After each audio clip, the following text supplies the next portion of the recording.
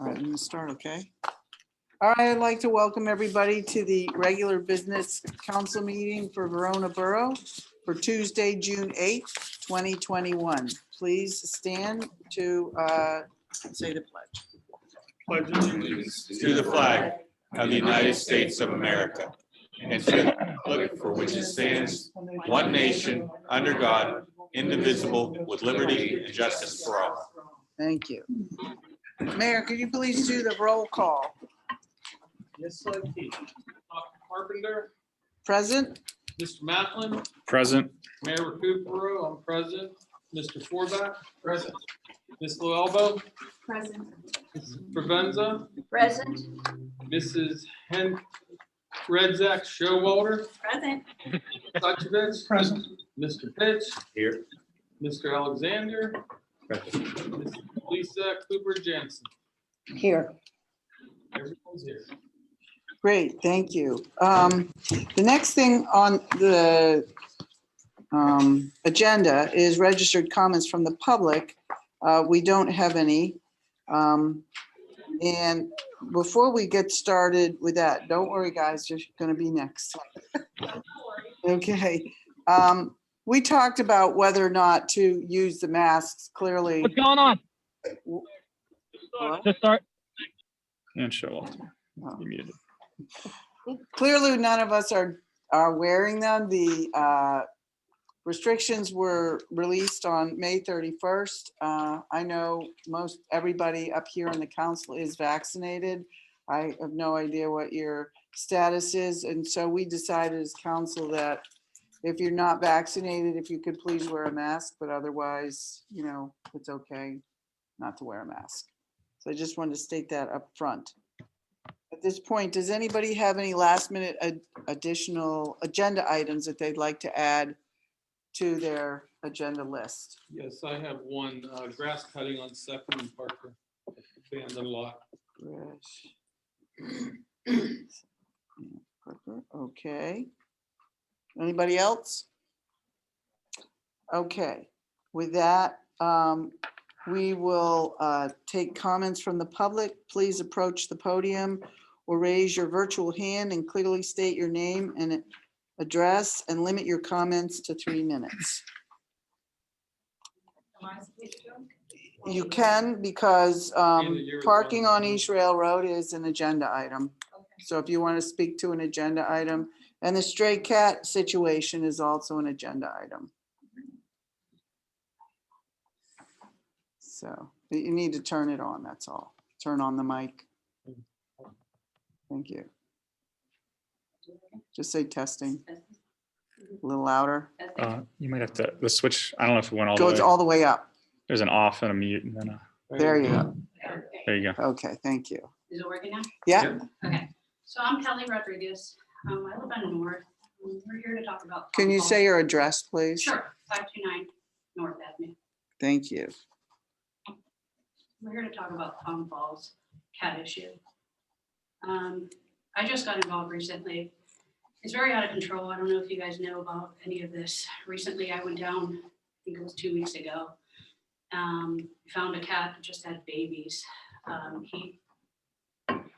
Well, I'll let them tell their story and then maybe I can tell you this situation because I'm the rescuer. So I'd like what they went through to be told first so I can then tell you what Yeah. I'm dealing with. Is that okay? We're trying to keep everything like concise and Okay. as much as Yes, possible. of course. Yeah. Sorry to take up, I don't want to take up too much time, Yeah. but I had gotten a call from Kelly and You need to state your name as well. oh, I'm so sorry. Juliana Weston, And your address? 1404 Elliott Street. Okay, I've known about the cats down at Tom Falls for a while now. I usually go down and give them some treats or some food when I can, just to check on, make sure there's none injured or anything, just to do a standard check. And the one day I had gone down and I saw a smaller cat, so I decided to hang out for a little bit, see if I could find him again. And he didn't have to come out, but I went across on the left side of his building, there's a shed, and I went in between the shed and the building and I saw a mom nursing 5 kittens. Sadly, mom got spooked off, but I didn't want to miss the opportunity to get them away because we have heard And I've seen kittens be falling off the cliff or into the road because it is a very busy intersection. And I didn't want to leave them behind. So I immediately called Kelly and we had gotten them home. I bottle fed for the night and then I went back the next day to hopefully spot mom. We sadly had no luck that day, but the following day we caught her. After they had caught her, I decided to go back down to make sure I had not left any kittens behind because of course now that we had mom, there'd be no one to feed them.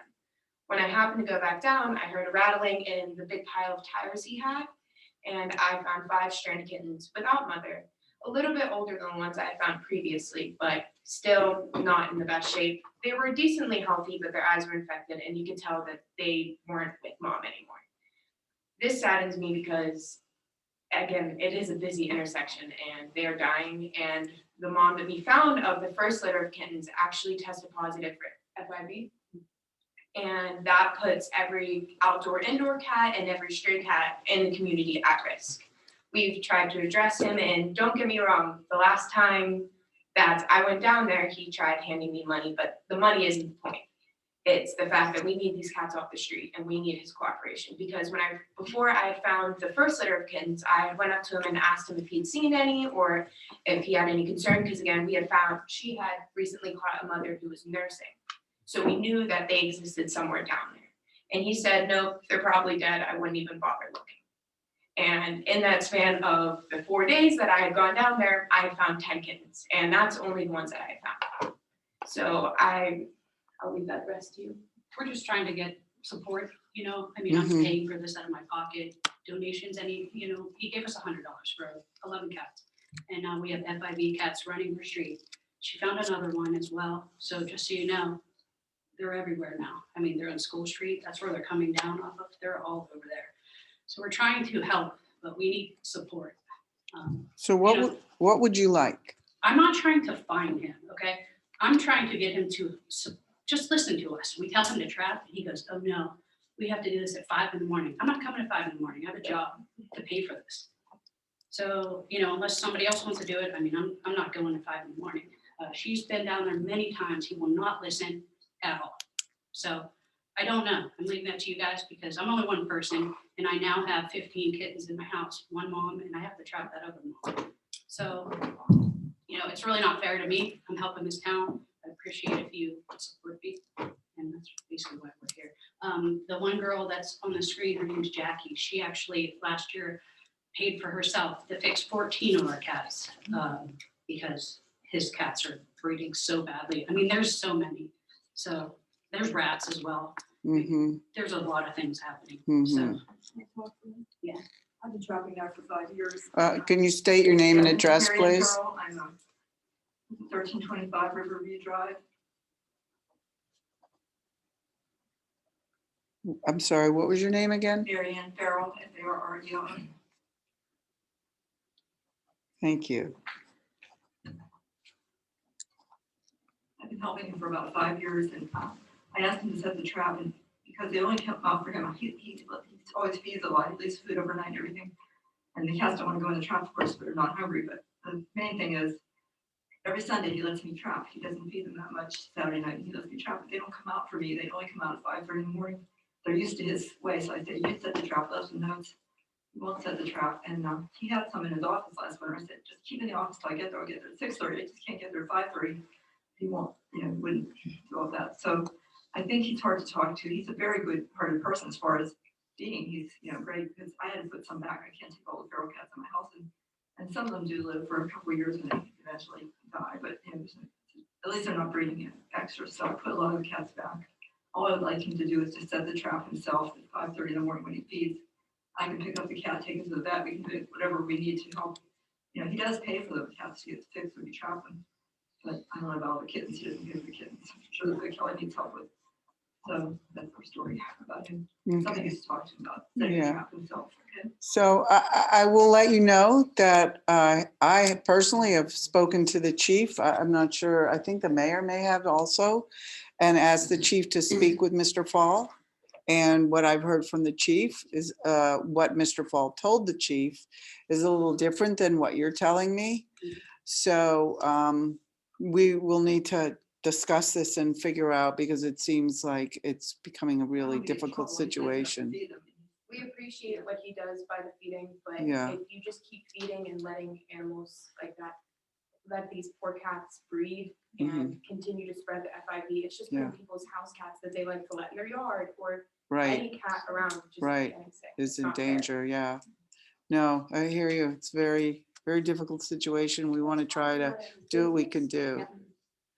And just so you know, I don't release them back. I won't ever release them back. I Okay. find them home, so Right, you won't see that coming back out. okay. We're gonna do our best.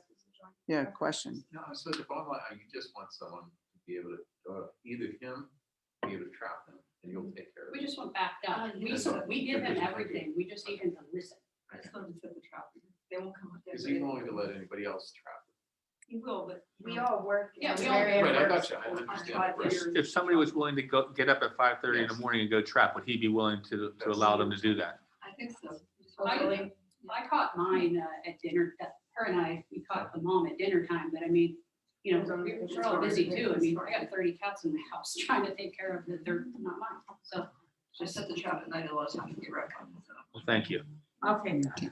Yeah, thank, If you need a body to go help trap, I'd be glad to set up. The problem is so I have one more mom out there and she's probably pregnant now, just so you know. But the problem is that you have to use a different trap like her and I use, where you have to pull, you know, you have to wait till they get in and clear the whole round area, then you have to pull it. It's a trap, like. That's what I have. I thought. Yeah, Yeah. so, and then we, you know, transfer it over to another area, but, you know, my I just don't want understanding. anyone to get bit. My understanding of part of the situation is that if he could just stop feeding them for a couple of days, it would make it easier for you guys to trap, because then they'd be hungry and they'd go But for the problem is food with in the that, trap. when everybody comes, you know, and there's a lot. Yeah. So I can only do as much as I can. I have one foster and it's her. So, And I do it on top of school and work. Mhm. I don't think he needs to stop feeding because they're always hungry. Well, how about, I think I have your number. We can get in touch after the meeting tomorrow, the next day, Sure. figure out a Yeah. strategy and a we plan. honestly, we're not trying to be negative about him or Right. anything. We just want help. Yeah, We're trying to help the town here. right. Okay.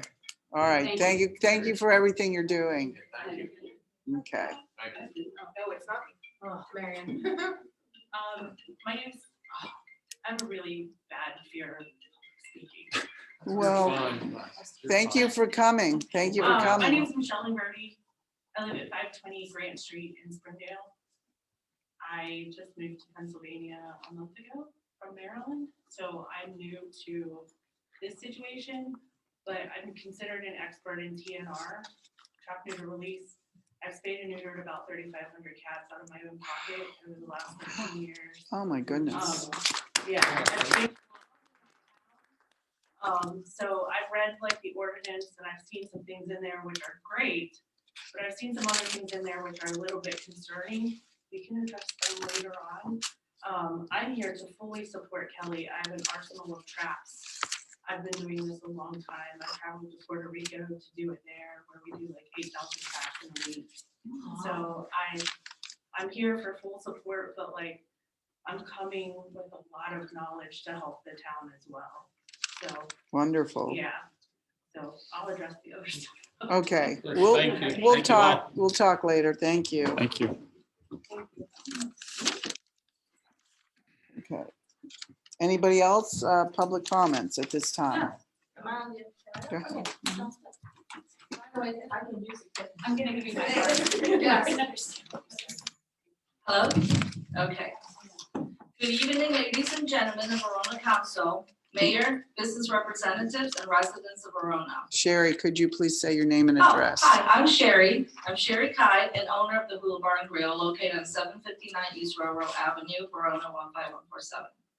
I'd like to first thank Council President Nancy Carpenter for giving me the opportunity to speak at this time. Some of you know why I'm here tonight. And I first want to apologize to Nancy, Mayor, and Trish that they're going to hear this one more time. But now for the benefit of the audience here and at home, it is important that we all know what happened. Although I'm here speaking on behalf of myself, my new boyfriend Antonio over there and the hula bar. I know quite a few other business and many residents will relate to what I have to say. I received a phone call from Mrs. Jennifer Wasser, who is an officer of the Verona Chamber on June 3rd at 2:10 p.m. and asked me if I'm aware of the event happening in Verona on Saturday, June 5th. My initial thought was, it's some type of community event. She then proceeded to tell me that it was for her business 2-year anniversary party. The reason that she reached out to me is that she can reserve a couple of parking spots for my employees at the borough parking lot if I need it. I was confused as she continued to let me know that 2 streets would be blocked for her private party. I called our mayor afterwards and Mr. Cooper confirmed that the south to center would be blocked and the borough parking lot was also restricted for this business private party. After learning a little bit about the detail from the mayor, I called Sarah, who owns and operates the Pittsburgh Event Studio. I'm in the wedding business for over 18 years. My thought immediately went to her. It turns out that she did have an event on Saturday, June 5th, and she told me the last time when Botany and Booze event happened, she was not informed the street closing either. Her bride was furious, and they had to extend her hours and offer a refund. In the wedding business, you piss off one bride, you piss off half of Pittsburgh. Good reputation is hard to earn. She was also surprised that the road will again be closed and the same business will continue to benefit. On Saturday, I realized the whole plan as I drove into Verona. The business who is having their private party needed more seating because their space is limited. It is a smart plan, of course. 2 streets closed, which block one of the major traffic arteries of this little town. The borough parking converted to their private parking lot after police patrols. Not only the council approved this elaborate plan for one business, they also offered the government building for extra bathroom facilities. All of this was approved March of 2021 when the COVID restriction was still in effect. Allowing the general public to go in and out a taxpayer-funded government building while an event focusing on selling alcohol still during a pandemic seemed highly inappropriate. While this plan worked wonderful for one business, it had an adverse event on the others. Blocking the corner of South and East Railroad basically cut off traffic to reach Mechanical Coffee Shop, Pittsburgh Event Studio, Gloria's Interest, Calabrese Flooring, and of course the Hula Bar. Billy Kay's parking is also hindered, but they do have South Avenue to park. Half of the street on Center was blocked and all the traffic bypassed the door going to the Hula, moving right onto the ARB. These closures was approved from noon to 10 p.m., total of 10 hours. 7 a.m. 7 a.m., okay. Miller NT opens at 10:30. From noon to 5 p.m. on Saturday is height of their shopping hour. This stressed their business parking, not to mention Eilish Hardware suffered the same fate. What about the Thai restaurant? The traffic on ARB? The people needed to pick up their dogs at 5 p.m. at Pinky Paws, or the people want to shop at Dirty Harry's. The worst part is most of these businesses did not know about this private party and the road closures. Even the American Eagle did not get this type of red carpet treatment when they wanted to celebrate their 100th anniversary. Street closures are not unusual. Verona from time to time have closed the streets for the events, but they're community events, not a private party. I saw pictures of business handing an envelope to a community group on social media and stated that this is why the road was closed. So whatever is in that envelope, bought them extra outdoor seating, selling alcohol on borough property, private parking lot, 2 private streets, borough police as event security guard, extra bathrooms, bringing multiple businesses that are not from Verona to make money and run. I think that is a very good deal. Actually, it is a steal for being the exclusive business for the day. My source told me it is cheaper than advertised on the Clipper magazine. This brings me back to think about the Fall Festival, a true community event that was around for 14 years. 4 days of family fun, all the businesses were included. It raised tens of thousands of dollars of money and was given over to dozens of community groups and several scholarships. Yet, the organizer, who were all volunteers, were given a hard time, and now we do not have a community event such as that to generate much money and draws in thousands of people into Verona instead, now the council is rallying behind one of the for-profit business. My husband and I understand what it's like to be the newest business in town. We were there 16 years ago. We opened the Hula Bar and invested over $700,000 when no one was putting this type of investment in Verona. When we opened the door, we were doing okay business. So we want to give back because we fall in love with the people and the community. We held Rock in the Park, Follow the Fall Festival. We hired international act to draw attention to the town. We paid for the artists, the stage, sound, lights, insurance, porta potties, donated to the county sheriff so they were on site to ease the burden of our local police. EMT was on the site. We spending on average each year for Rock in the Park over $7,000 to promote Verona. We credit it all to the Verona Chamber and the council to host the event and make sure to direct our patrons out of our own establishment so they will buy beer from our local firefighters. Every business in Verona were notified months prior to the event so they can plan, and they were included. Even my competitor at the time, Rivertown, were invited to be part of it, and they had a booth to promote their business right next to the Hula Bar. Both Councilwoman Trish and the mayor told me if the Hula Bar want to do something like what happened on Saturday, I can also ask for the same thing. We have been here for 16 years.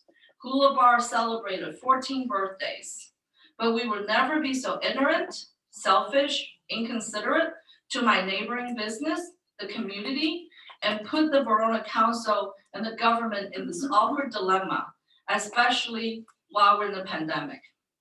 Before I end this, I want to give credit to the mayor, the council president, Nancy Carpenter, the councilwoman, Trish Showalter. The situation was not pleasant on Saturday, but nevertheless, they showed up and tried to remedy a cluster. The timing may be off by 3 months, but nevertheless, they were there. I believe when an individual decided to want to hold an office position, whether it's the city council or the chamber, one will hope that person's doing it for the right reason. A public servant is there to serve the public, not themselves, not their friends, a business they favor or frequent, or use their power to bury competition for their friends or their favorite business. Verona is a small town with a population little over 2,800 with a median income of $24,000. Every small business and taxpayer are very important to this town, especially those who have been here for years and contributed for years. I appreciate the council want to help businesses. I just wish they would want to help all businesses and not just one. And with that, I conclude my comment, and I thank you very much for listening. Thank you, Sherry. So we're gonna look at this situation, discuss it, and make sure that some of the mistakes that were made are not made in the In the future. meantime, they made a fortune Saturday and the rest of us made no money. Gloria, you're welcome to speak, but I need you to come to the I can't because I podium. get too angry. Okay, all right. I don't know if I can make a comment. Yeah, you can comment.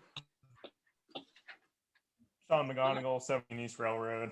Oh, I agree yeah. with what Sherry said there. I thought it was him Sorry.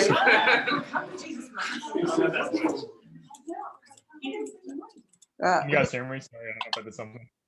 Yep. Yeah, who's this? Hi, Sean. This is Sean McGonigal from 713 East Railroad.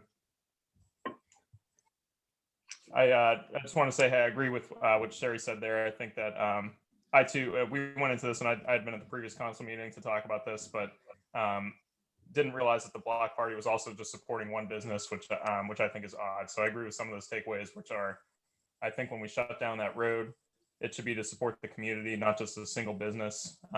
For me, I'm thinking about, I guess I'm happy that they thought of us, and I think about the Hula Bar and Billy K's as well, where it seems like direct competitors to Inner Groove, but it seems like the public resources got used to benefit just one. So I agree with a lot of the fundamental points that Sherry just made right there. So I'm interested in hearing how that concludes, if you guys discuss that at a different time too. Okay, thank you, Sean. Thanks.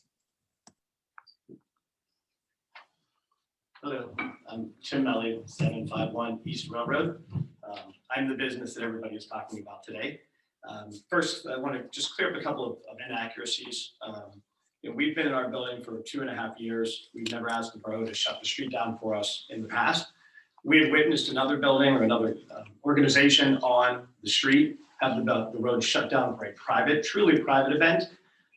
So I didn't notice anybody that complained about that event.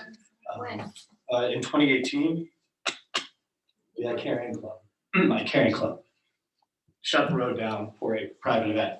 Our event was not private, it was open to the public. Yes, you could say it benefited just our business, but it was posted on social media. We did not restrict anybody coming to the event.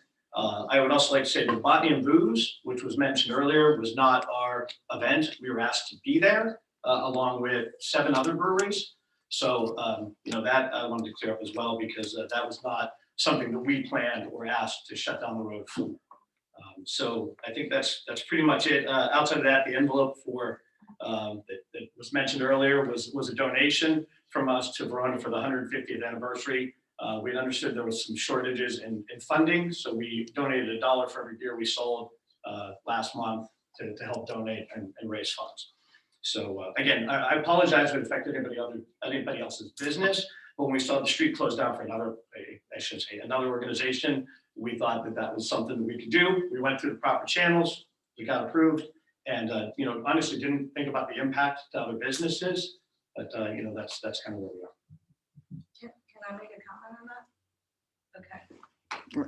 And then And this, what is your name?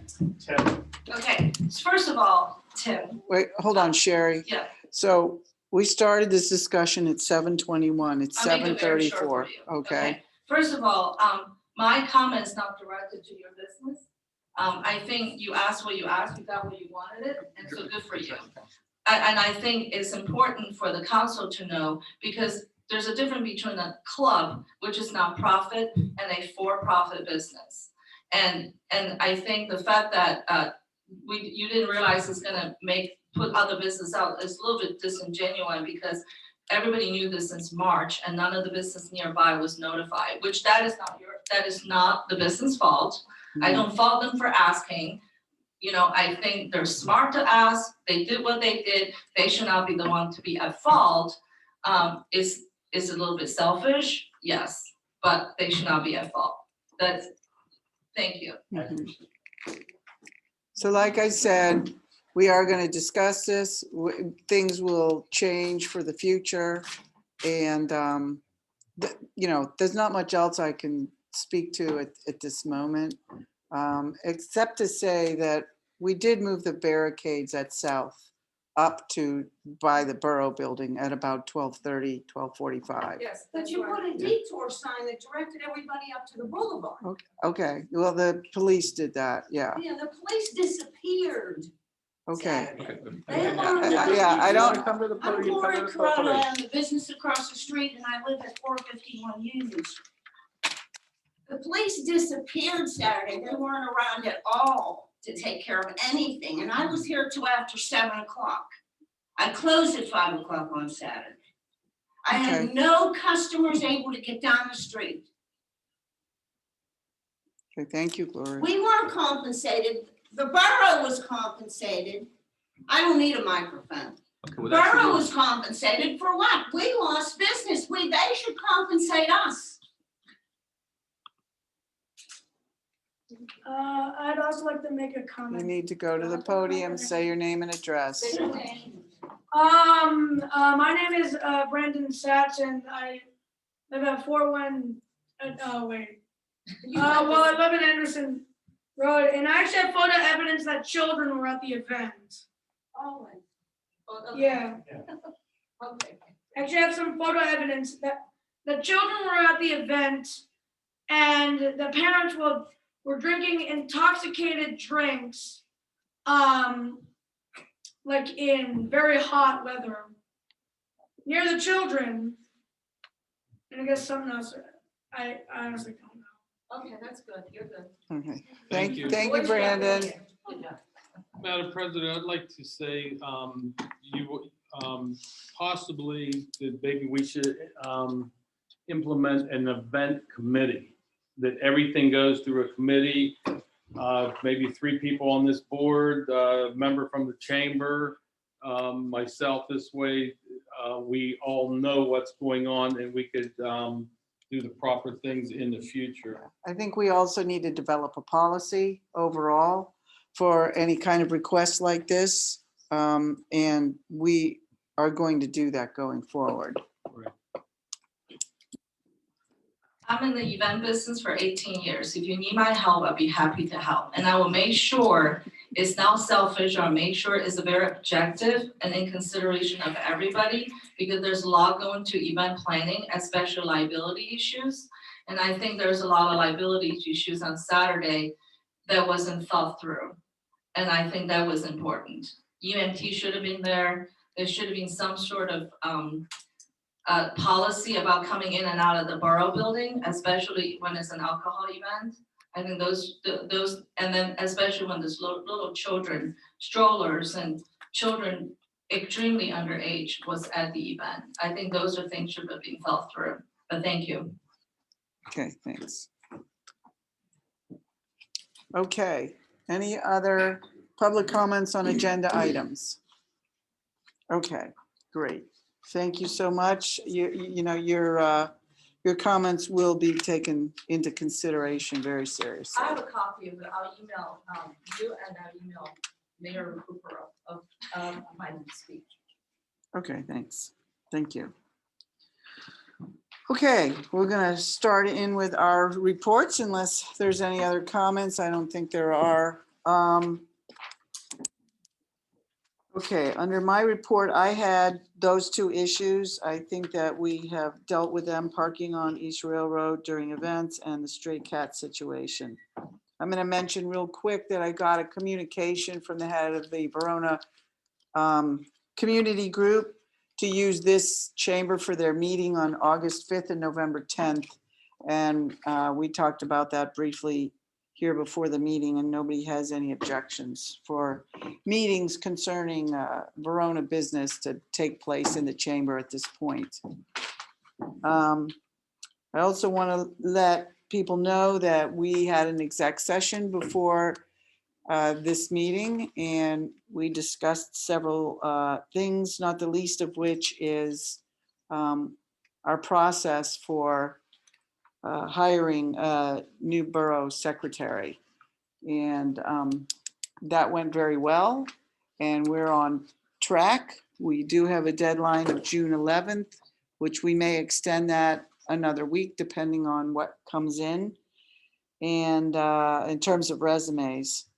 So we discussed that, a couple of other things, one of which Trish Redzek Showalter will be addressing during her report. So in terms of the next steps in administrative hiring, that really sort of came from the exec session as well. And unless I'm forgetting something, which is entirely possible, that's it for my report for this evening. But I just want to also add again, you know, whether we get an event committee or work together on a policy about this situation with closing down the street, things are going to be addressed. So be assured. Yeah, so, okay, that's it for me. Mr. Recupero, I believe you're next. A couple real quick things. I talked at the last meeting about the Mayor's Association meeting. It was at 2:25. It is in the city of Pittsburgh, so I, don't have to stay overnight if the borough would consider that. And I know that there's some people here that want to go to the Seven Spring conference. And I'm sure this, that they're considering the same thing, that they were going to be driving back and forth. So I'd just like some consideration on the borough paying for the expenses. And if you say no, I understand. I don't have a problem with that. I'm asking to go to the mayor's conference, which is down at the Station Square on the south side. So you're asking for us to subsidize you for the $225 to go Right. to the mayor conference? Right, and including council, we're all entitled to, go to conferences. We do not take any money for being on council and being the mayor. We do go to different conferences over the years, and actually we only go to one, which is Seven Springs, and as far as the Mayor's Association, I've gone to one other one, which when it was in Pittsburgh in 2010, that the board sent me. But like I said, with the money situation, and I do understand if the board, says no to both the Seven Springs that some of the others may want to go to in the mayor's conference. I will not be attending the Seven Springs. I would rather go to this one here, but it would be totally up to the finances of the board. Would you attend it? Friday and Saturday, the conference. It's Thursday, Friday, Saturday, and they leave Sunday. Would you attend it if we didn't decide to pay for it? Would that be, difficult for you? Financially, at this time, I'm going to say no. I wouldn't, but like I said, it's not a big deal. If the board says no, I don't have a problem with that. I understand fully. Yeah. And I'm assuming that it's very educational and It is. very It is. important for. It is, and if you, and I always say, even up at Seven Springs, if you don't, and a lot of times we've gone in the past, and they would always talk about the Mon Valley, and it really didn't affect us because we're not in the Mon Valley, we're upriver. And but the thing is, the people that you meet and you exchange different ideas with is the most important things. Mm-hmm.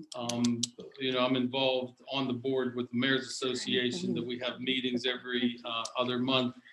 And, you get to, talk to other mayors and, share the same problems you have in your communities. I'd like to make a motion that we pay for Mr. Mayor Kukrow to go to this. I'll second that.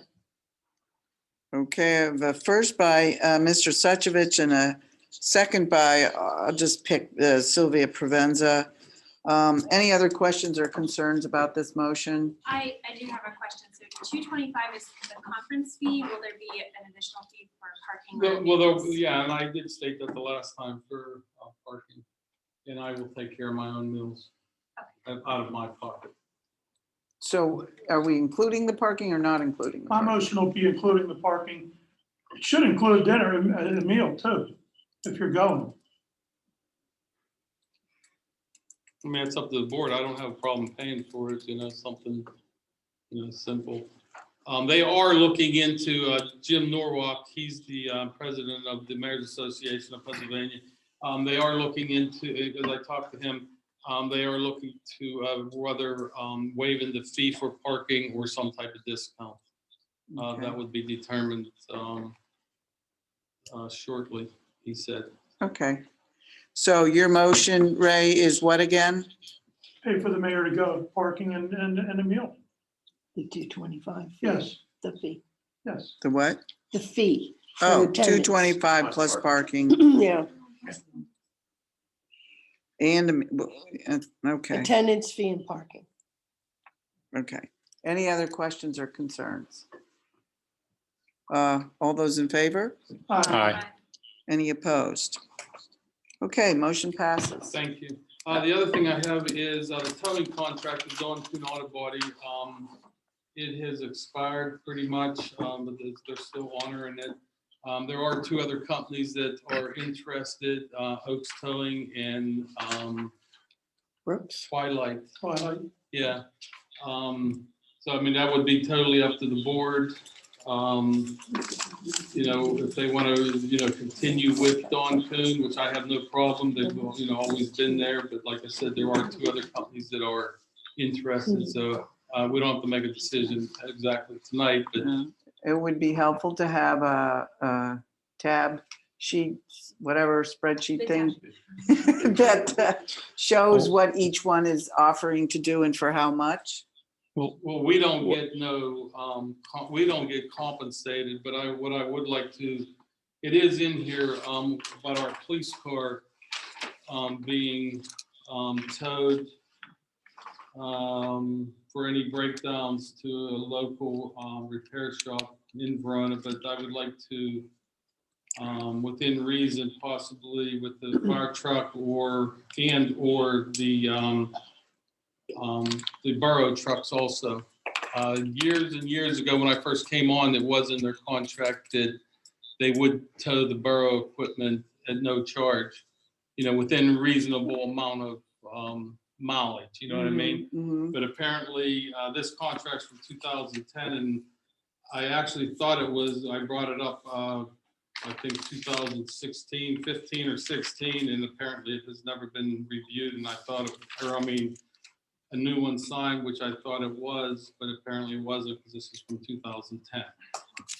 But I would like to add in there of the fire truck and or the any of the street department vehicles to be, included in Just put in any borough vehicle, yeah, any borough vehicle, right.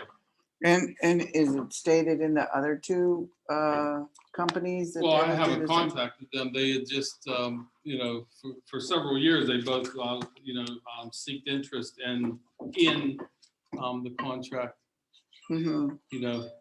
Do we need to advertise for a bid? Well, No. what exact, are you saying there's two separate contracts or is this just one There's contract? one contract. So what all is included in that? It's a contract for Right, for the service. Yeah, if we have any accidents, abandoned cars, police seizure cars, so we we'd have to, usually keep those over here though in the past. so we'd have to define, do we have a copy of the existing Yeah, contract? it's right here. Yeah. Oh, you have it, okay.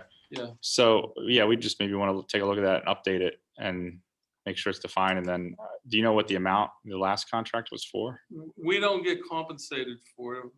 Right, It goes to the Goes to provider. towing service. We don't Yeah. pay either, right? we don't pay nothing. It's just a service, but I would like to add all borough vehicles, Yeah. to be towed if they break down within reason. I'm not saying tow them 50 miles.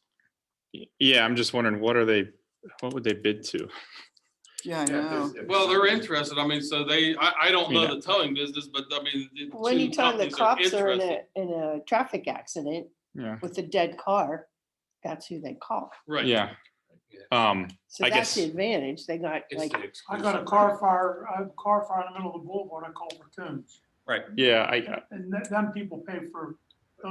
Their insurance and what have you pay for. Yeah, the tow. so- It's just to have a contract, the There's no company. money involved. Well- How do you do a bid against? well, Yeah. so yeah, that's what I was getting at. So and that's fine if the borough's not paying anything, I guess we would just evaluate on who's got the best capabilities to service the borough, Pretty this much, yeah. area fastest. Okay, Right. so And then, the other two, they're, one's down in Lawrenceville, but the one takes a truck home, and they're over in Springdale also.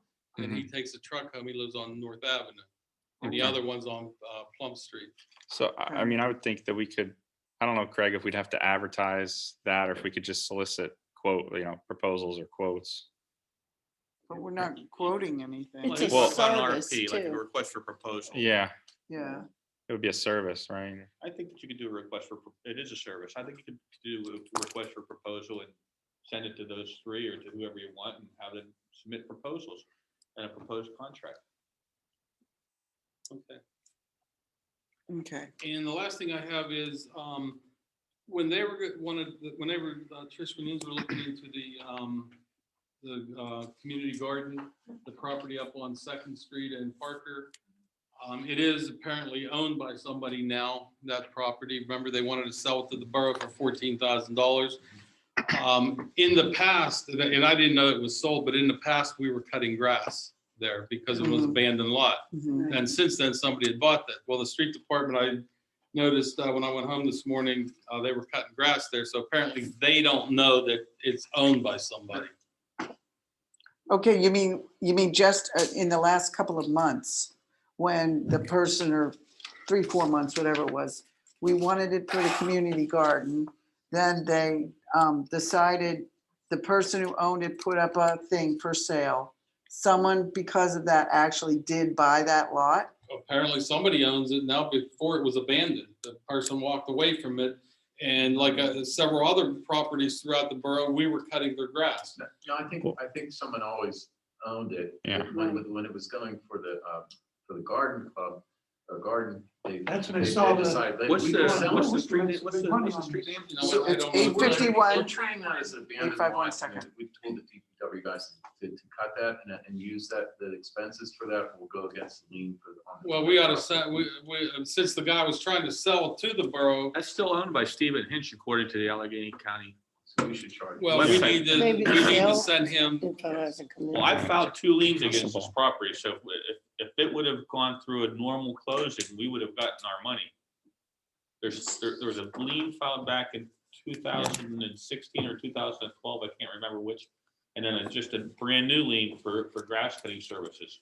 We filed 2-3 months ago. Yeah, Now it's gonna be additional. Yeah.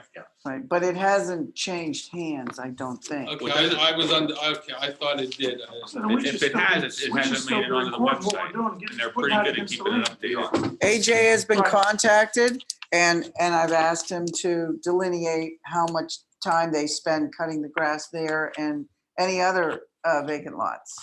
Okay, so where are we at with as far as getting reimbursed with it? We're making these people that own this property, We've got liens filed against the property but the liens can go for 100 years. until it sells. Yeah, in 100 years from now. And meantime, we gotta continue, and meanwhile, somebody's name's on there. I mean, we have other properties in town that we're maintaining, but nobody, the one across the street from me, in between the two houses, well, one across the street from me, everybody's dead. And there's no heirs to it, so we're maintaining it, and it's in limbo. There's some on Vogel's Lane that nobody has come forward. We can't even find the people, but if we can find this person, we need. I can tell you that he didn't pick up his registered mail. It came back. But he was sure enough, and I'm not arguing with you, but he was sure enough to say, hey, Verona, if you want that, you could have it for $14,000. Well, I can tell you this, taxes are unpaid for 2018, 2019, 2020, and 2021. So I think that property is eligible for the vacant property recovery program. I think the placement of a for sale sign in the yard threw a wrench into it when we were doing it, but I don't believe that it's been sold. And not this Stephen Hinch, I've sent him mail and it's come back. So in other words, he owns it. He's still with us and alert enough to realize that we were trying to get it under the vacant recovery program. Tried to sell it, didn't sell it. And so now we're back to square one. I don't know whether. It just puts a burden on our guys. They got enough to do. I know. It does, but unfortunately, I think the way things go, you can't get, blood from a stone, and then, we don't want 2-foot high grass either. So we will continue to keep track and of every property. I mean, I don't know, I don't have a list of all the vacant properties that they cut, but they need to keep track. I mean, we estimated it for the lien. It was a reasonable estimate. And we will continue to do that.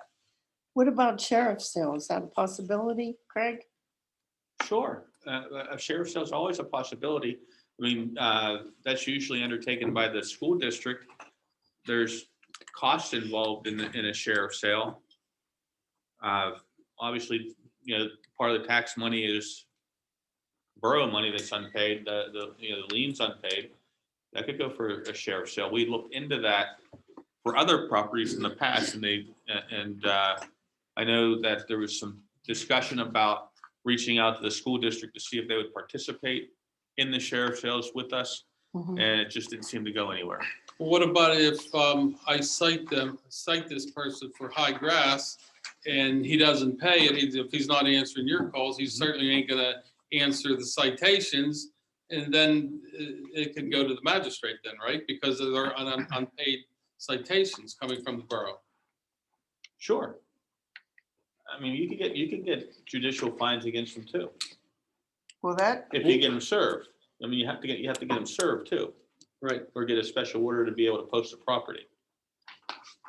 All right, I'll work on that. Yeah. That's all I have at this time. Thank you.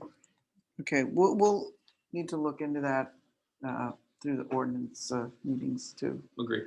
Okay, thank you. Up next is the police chief's report. Chief, are you on the line here? Yeah, he's on. Yep.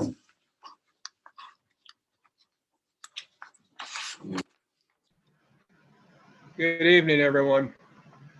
My reports for the month of May, we had 118 complaints, 27 crimes reported, 21 cleared, had 7 arrests, 4 crimes code summaries issued, 14 vehicle code summaries issued, 22 borough code summaries issued, and 10 borough parking tickets.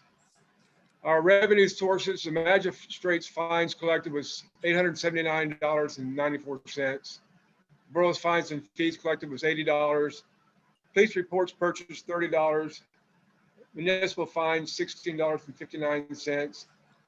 Total fines and fees collected was $1,006.53, and another $195 in parking permit fees.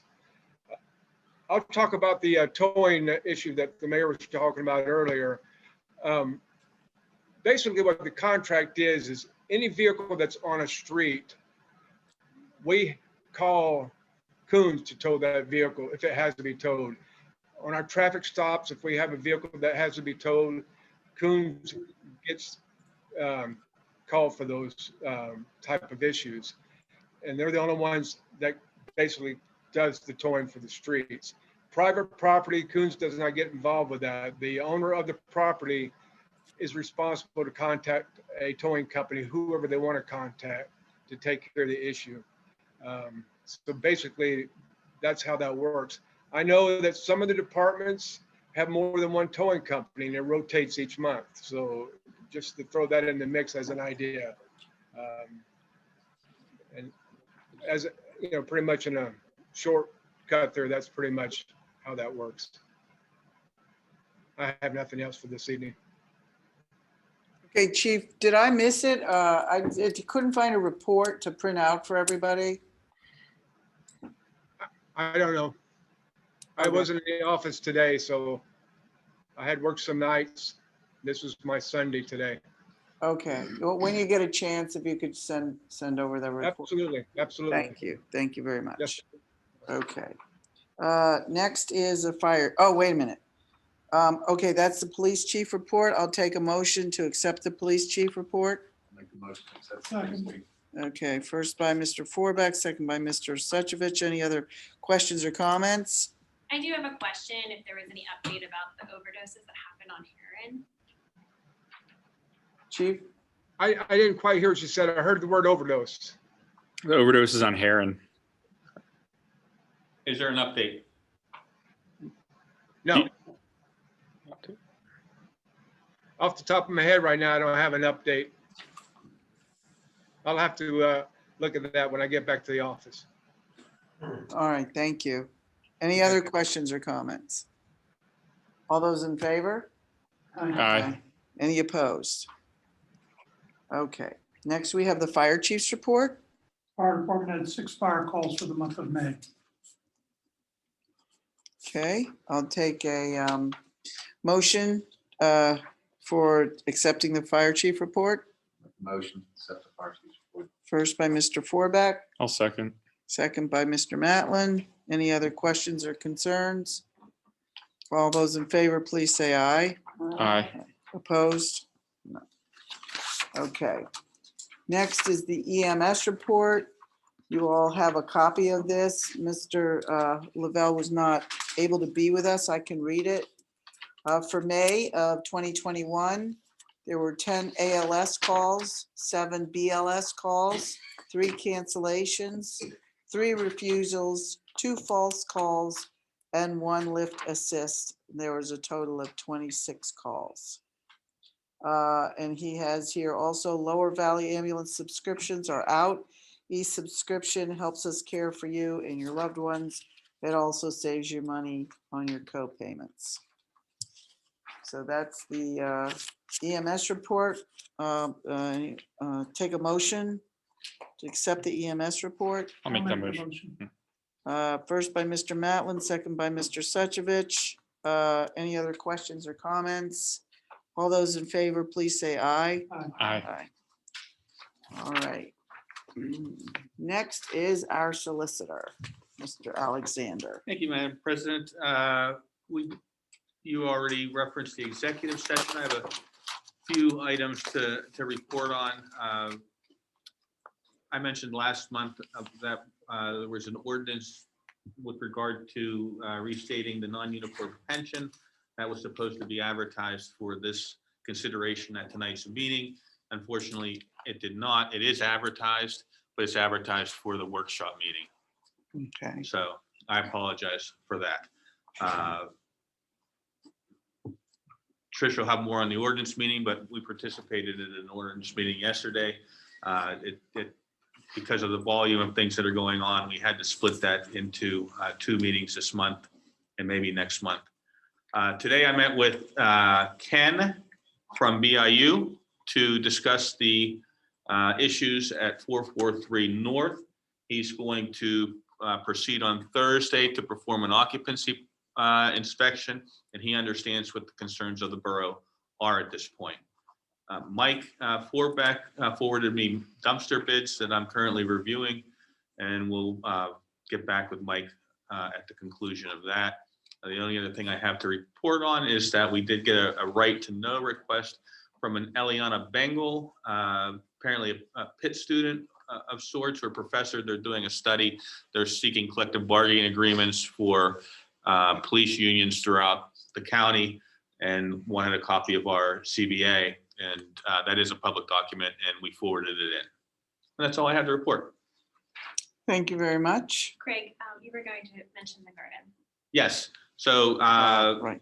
Ms. Redzik Showalter asked me to take a look at, I give her an estimate on what the fees would be to do a condemnation action for the community garden. I did do that. There's costs involved in filing the condemnation action of about $200. There's costs involved in filing with the recorder of deeds because it needs to be dual filed. That's another $200.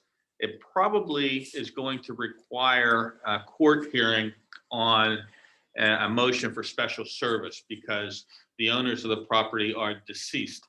So we're going to need to get a motion from the court to allow the borough to post the property in order to effectuate service.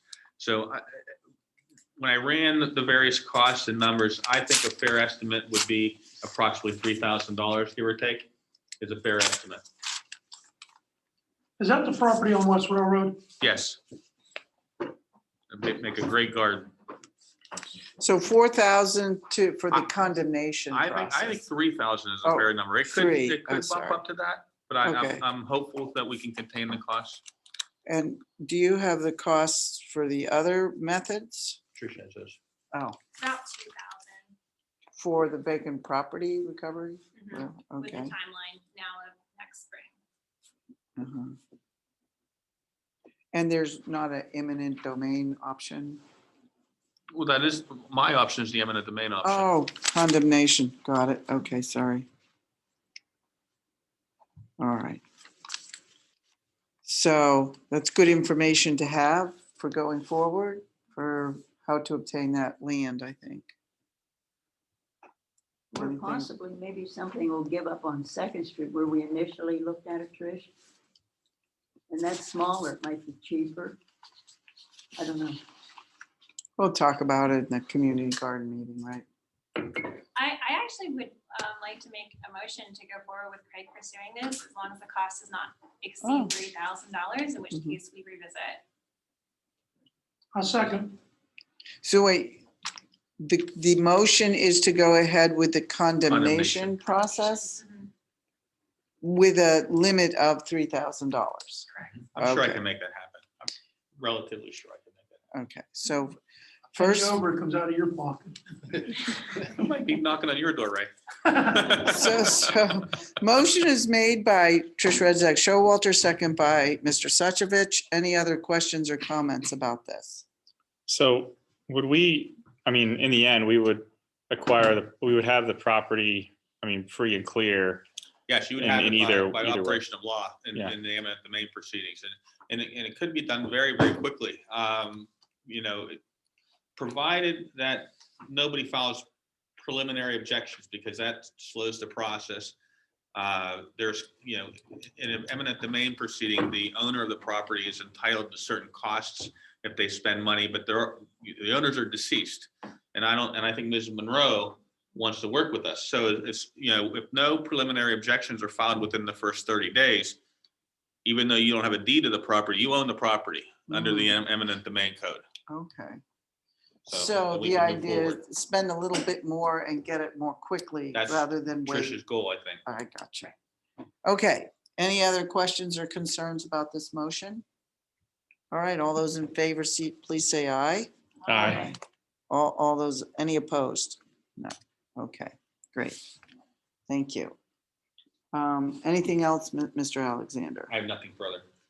Okay, next we're going to hear from our engineer, Mr. Pitch. Ah, that was the other thing. Sorry, guys, I forgot to print out the report. I probably have it, put it up on the screen. Okay. I knew there was something else I forgot.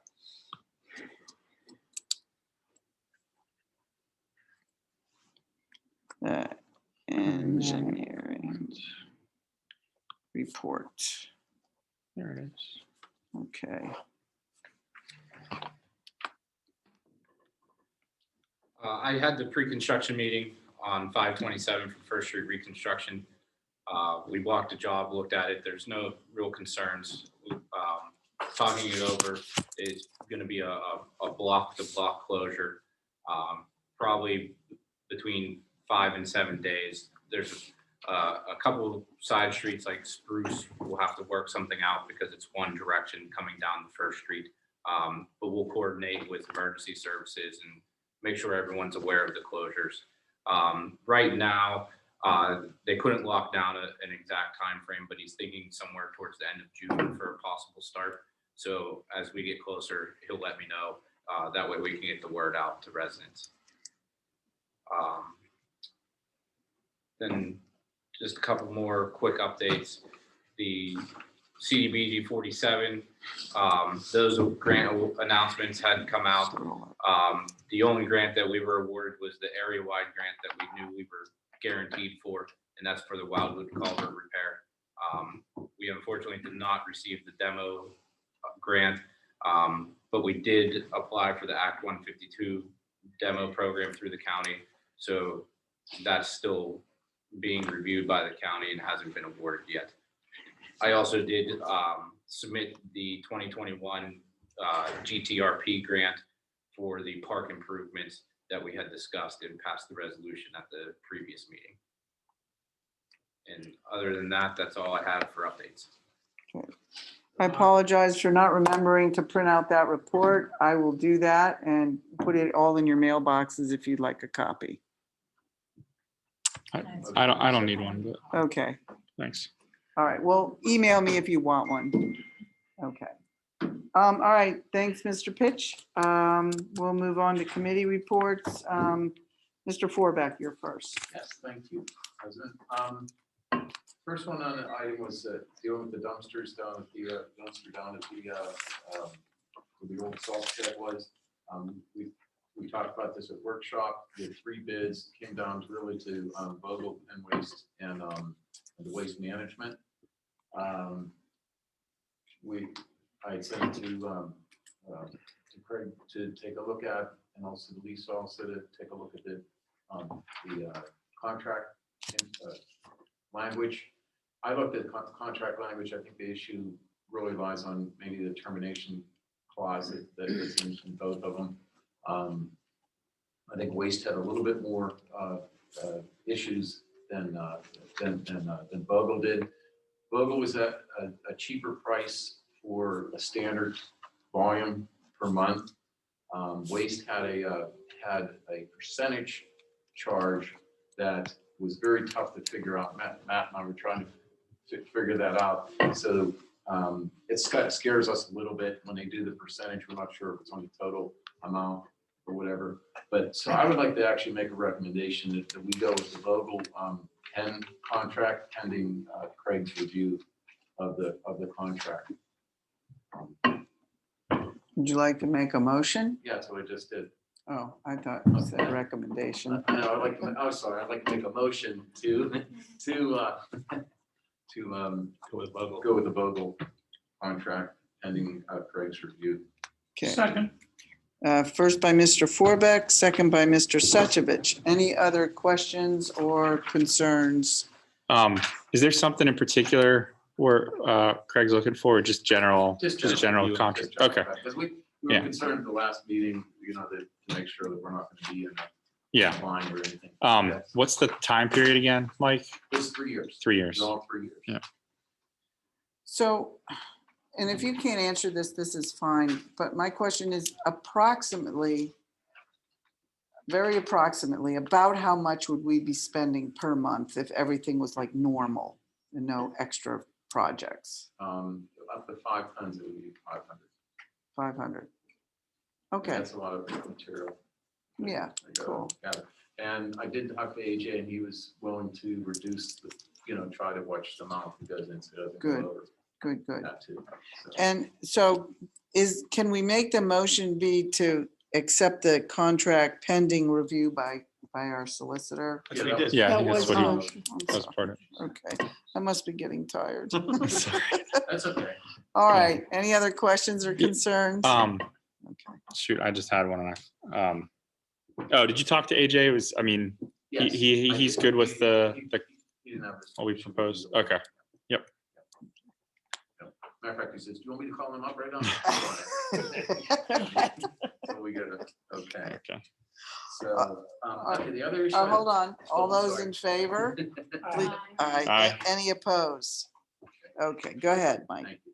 Okay, the other issue is the 902 grant is now open for the state. That is for recycling, and that is for infrastructure to allow for recycling for municipalities. It can include dumpsters, trucks, anything, that type of thing. And what I'd like to do when we talked about this at Sea Green, which is in Parks and Recs, of pursuing a 902 grant, possibly with Oakmont first. We're going to try to do that first because we're interested in having a joint, a multi-municipal grant to have a glass drop-off dumpster. Well, and it is, if you've seen them, like it's a construction junction, they're closed, they're totally enclosed. Have it in a mutual place. And then we would in turn get 904 grant money for that. People aren't recycling glass, or they are recycling glass, they're taking it somewhere else, but we can have a local that have it for everybody. So I want to, if the board, if okay with me pursuing or investigating this further to get a 902 grant. Oh, yeah, for sure.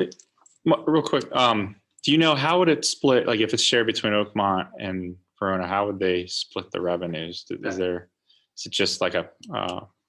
I think that we would have to have some agreement with Oakmont how that would be, and I would think that we would want at least 50. I don't think it should be 50-50. Yeah. It's a drop off. Yeah. So it's not like you're guaranteeing that so many people are there. The other thing is we could do it ourselves. If they're not interested, which is a possibility, we could do it ourselves to just have a clean facility here to do that too. So we'll look at both of those options. Yeah. So I saw something about the 902 grant because I was confused at first because there's a 904 and the 902. The 904 is the revenue we receive for performance on recycling. This 902 grant, it's basically a grant available do we apply through the state? Is it through DEP? And we would apply for funding for a specific project that supports recycling, or? It could be initially starting recycling. And I apologize. What I'll do is I actually have some bullet points of what can and cannot be applied for this. It could go, as I said, it's not necessarily for education. Well, it could be education could be part of it, but you can't just do that. It's more for the infrastructure of actually having a truck, roll-off box, whatever, that type of thing too. But those facilities, those vehicles or whatever we go for the 904 has to be dedicated to the recycling and not anything else. Mhm. So like we were gonna get a truck or something like that. Okay. Yeah, I think that's great. That's it. Is Good that idea. something like this other businesses can participate in? Absolutely. I mean, all the businesses, all the bars, everybody that has glass, rather than putting in your own dumpsters, I mean, you can bring them here, bring the glass here. You save costs on your disposal costs, and the borough gets a performance. So I didn't know that, because we do have we have 2 dumpsters. One is for recycle only. They don't take glass. They don't take glass. They don't take glass. So I mean, I see that a lot, like all the bars that with the glass bottles, you know, why don't we just throw them out? So here you would be able to recycle it and it'd be a win for everybody. Yeah, we have aluminum, cardboard, and bottles. So now I can direct my employee to put it in the borough. You want to put it in the borough?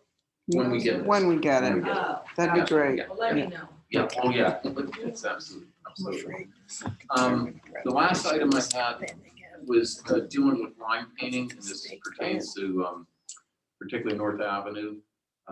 Dave, Matt, and I talked about pursuing the line painting, and not painting, actually be a thermoplastic, right, Matt? Yeah, torch applied thermoplastic. Yeah, so that would be to be able to be applied to brick. You prepare the brick, it'd be applied to the brick. But there's some issues that we have to talk about further, and we'll talk in our DPW meeting. Is, you know, the process of actually doing it. Matt, we feel that our guys can do a lot of this. Yeah, we have the equipment to do it all. It's just, we need to get a price on the material and then just lay out kind of how the work will be done. So, I mean, really, that's a work in process, and I just want to let everyone know that is, we're pursuing that. We're looking at prices for that, so. But we also have to think of how we're gonna do that. Like, do you do part of the street at a time? Do you do it when one side's parking on one side and just the other? So all that type of thought process. You just might have to post it and say this side for 2 days till it's done. Yeah. No parking. I mean, And also tell them not to street sweep on there on that day either. Well, you might want to street sweep it, then prep the bricks and then do it. So I mean, this is all the things. Right, okay. Yeah, I mean, if it's, maybe they street sweep it and then do it immediately following it on that side. Yeah, And maybe do it in chunks if they needed to. yeah. Now, is this the same process that we could potentially mark or remark some of the crosswalks that are non-existent or fading? I think, well, Matt, correct me if I'm wrong. Yes, yeah, this is the process that we used on First and North. We did the test spot last November. Yeah. It held up very well. We weren't short because none of the paint really sticks to the old bricks. But this did remarkably well. So we felt that we've had enough requests that now that we have a product that we know will last some time, it was worth it. Our fear was putting something down, and the first time it got run over the snowplow, it peeled it right off. We didn't want to spend the money to do that. But if you look at the one on First, it's not missing any chunks. It's still intact. So clearly it's going to hold up. Yeah, and we'd be able to use probably cheaper means for just regular asphalt or concrete. Yeah, So- the guys have the cart for spraying, Yeah. like waterborne paint. Yeah. It's just the waterborne, it will wear off as quick as the marker can paint will Yeah. on the brick. And that's it for my report. Thanks, Mr. Forbeck. Oh, go ahead. No, that's Next is Mr. Matlin. Thank you, Madam President. The first item I have are the May financial reports, which everyone should have received. I think you should have paper copies. It should be formatted pretty well this time around. Does anyone, the first one we'll look at is the balance sheet. Does anyone have any questions or comments on the balance sheet? Should be a single sheet showing the different funds. Yep. It's the one that's landscape sideways. You don't have it? It's on the other side. Yeah, it's on a double-sided sheet. It's on the other side. Yeah, on one side, it's budget versus actual. Thank you for saving tape. So, You're welcome. any questions or Everybody, comments? yeah, there, that's it. Does he need it? Do you need it, Mike? No, I don't. Okay. No, the mayor doesn't have it. Mayor, you need it, Mayor? Oh, look.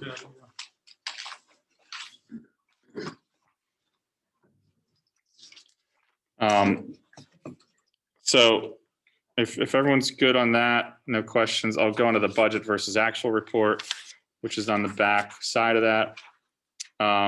Total income through May 31st in the general fund was $1,166,628.23. So through the end of May, that's 56% of the expected budget. The total expense through the end of May, through May 31st in the general fund was $614,695.56, which through the end of May is 30% of the budget total. The large receipts, I'm gonna try to go through things that were over $5,000, but there was several. I didn't lump these together, but there were several from Keystone for tax collection, which is to be expected. There was the big ones in the range of $40,000 to $45,000 were, and you can, on the electronic version, there should be a detailed breakdown that you can look at of this. But there were the three, I believe there are actually four, I think it was four deposits from the state. Our pension aid was released, so we received that. I didn't have it together in time for this meeting, but there's so that it's for 2018, 2019, 2020, and then there were some overpayments or adjustments for I believe 2017 and 2019 that we also received. So there is an amount in excess of about, I think $11,000, $12,000 for that goes. It's above and beyond the amount that's our MMO, our minimum municipal obligation. So that money has to. We can't just absorb it. It has to go to the pension plan. So we're gonna need, since we already paid the MMOs for those years, the original MMO amount we've already covered, so we can reimburse ourselves for that amount in the general fund. But then that additional amount, we will need to transfer to the pension plan. So actually might have it here.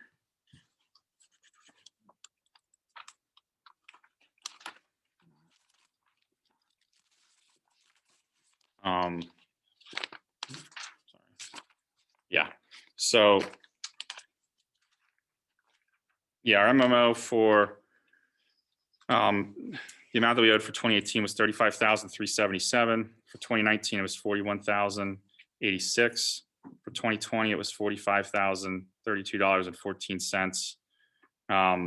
So that leaves balances of $5,397.18 for 2018.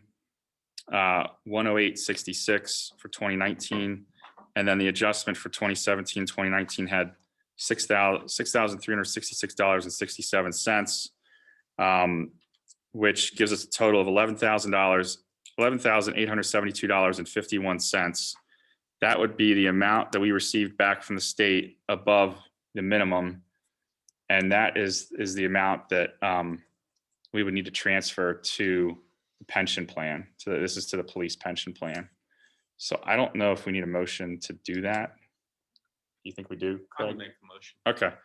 So I would like to make a motion to transfer the excess state aid that we received in the amount of $11,872.51 from the Borough General Fund to the police pension plan held with PSAB Municipal Retirement Trust. Second. Okay, first by Mr. Matlin, second by Mrs. Provenza. Any questions or concerns about this motion?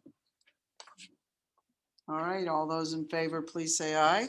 Aye. Any opposed? Okay.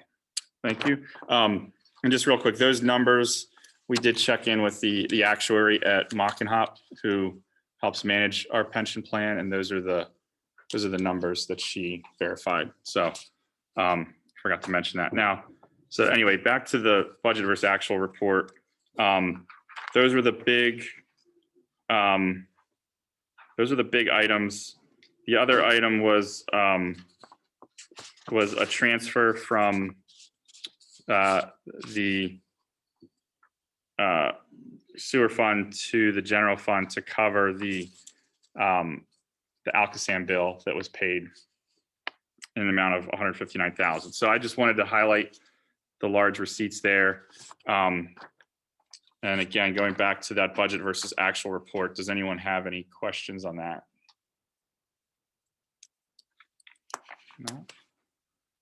Okay.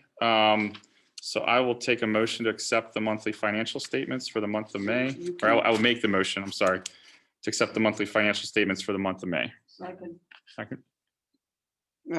Okay, first by Mr. Matlin this time, second by Mr. Forbeck. Dave, I have a question. Sure. You said 159,000?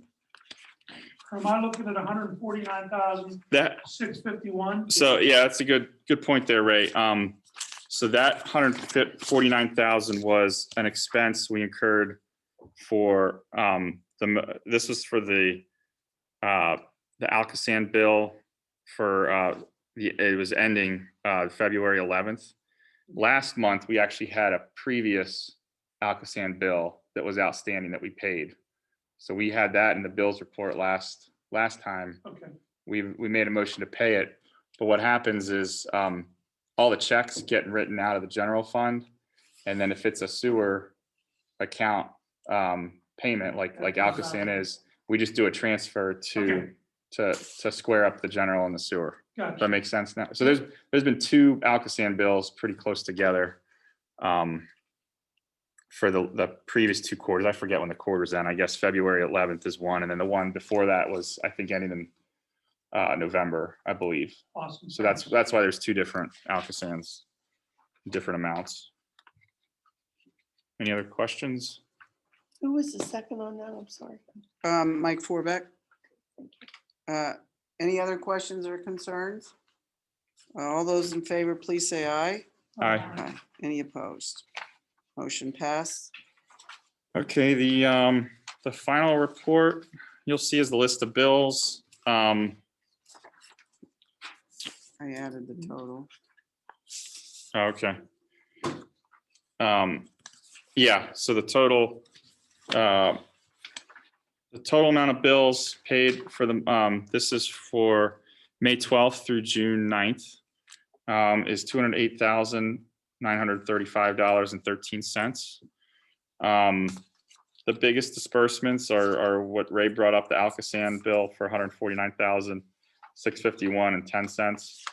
And then the only other bill I believe for over 5,000 was Golden Equipment. That was the street sweeper repairs at $6,191.90.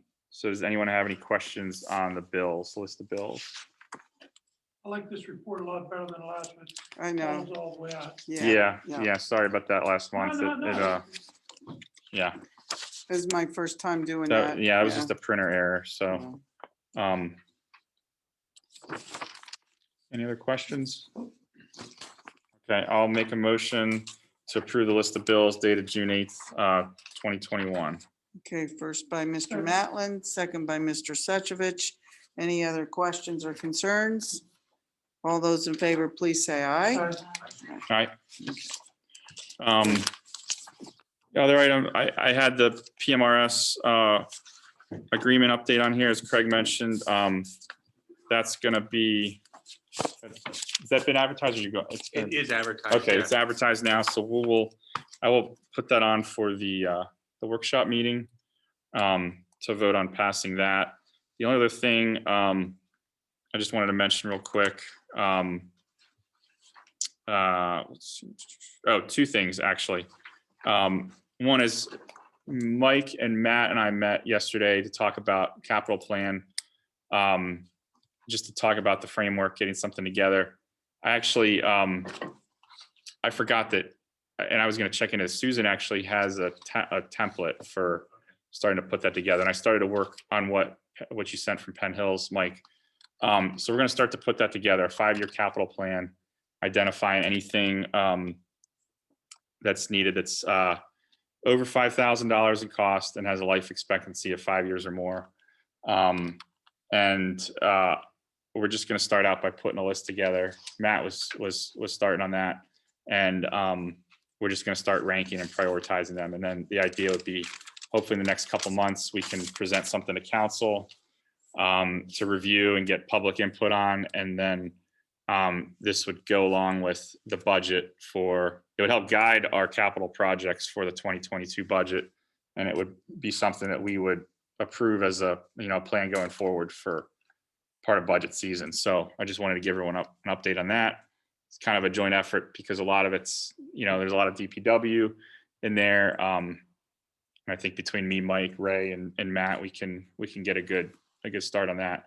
The only other thing I wanted to mention, the American Rescue Plan funding. I know Trish asked about this, and I was going to send an email out to all council, and then it just became so close to the meeting, I figured I'd give everyone an update. But that's the COVID stimulus funding that was approved by Congress at the federal level. And we are getting about, I think it's around 250,000, give or take. And there was some initial guidance about what we needed to do to get that. And it turns out that initial guidance changed. So there's an additional step, which is we need to have a federal SAM registration, which I went through and found out today that we have it. It just, we don't know who the administrator or who it's registered to as far as a staff member. I mean, it could have been Bonnie, or it could be years old. So the good news is that if we have it, then if we didn't have it, I've heard that the Matt, I think, agrees. What he was hearing is that there's a 3-week wait to get that SAM registration. So what I found out is there's a notarized letter that you would have to sign to send in to assign a new administrator for our registration.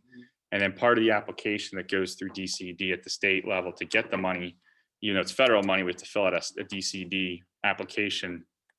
And that's what, there was a lot of chatter with PSAB and the Municipal League and everything this past week. On that application, we have to submit a copy of the SAM registration.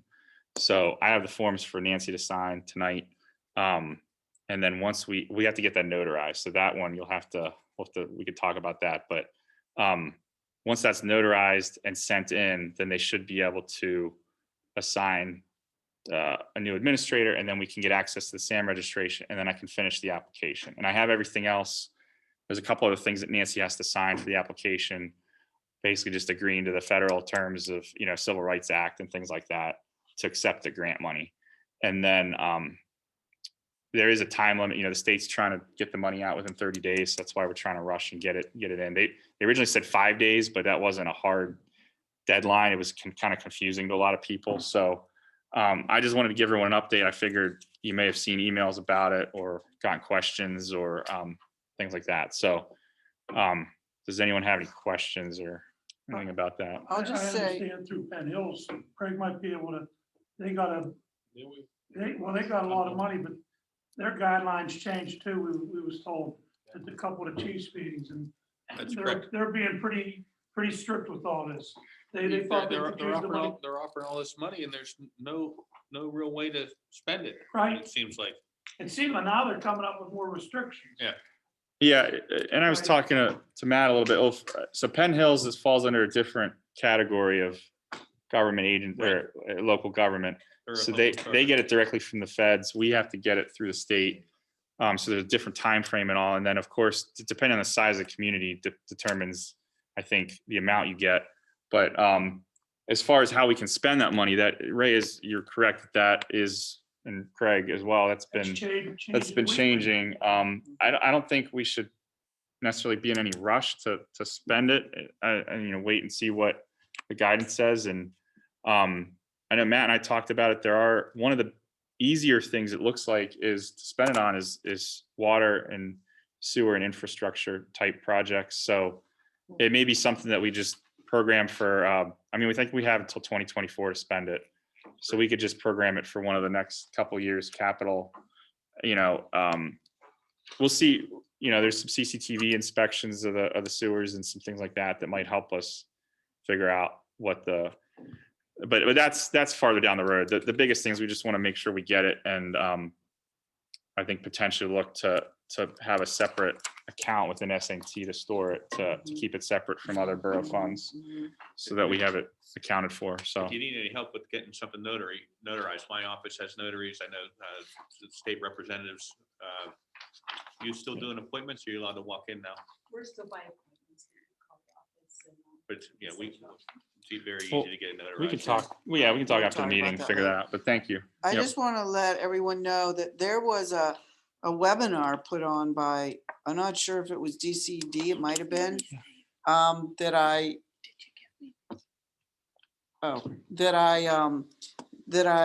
attended. I didn't take in all the information, but when you do that, they send you a video, and I have the video. And if anybody would like to see the video, it was very enlightening. And I'm glad, the thing that they did say about the SAMS thing, they talked about that a lot. And they said, if you didn't have one and you applied for it, and then you screenshotted the thing that they send you, that would be enough. You didn't have to wait to actually receive it. Mhm. But we have it, I guess. So we just have to change the person. I was told that we have it. It's just, I Yeah. can't access Yeah. it because they don't recognize me Right, or right. any of us Right, as users because we haven't used it before. So anyway, this one was really good. She also is available by email, covidarpa@pa.us. If anybody wants to ask any questions or ask about the restrictions or whatever, very available. The whole department that's working on this is working many hours to get, because it has to be dispersed apparently by the end of the month.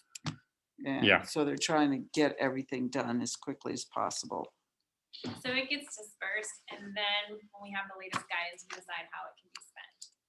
Yeah, and and actually there was some guidance at the COG meeting where they were saying really, hold off, do not spend this until you really know what the guidance is, or you're sure that it's a qualified, because it's happened so fast where they announced it.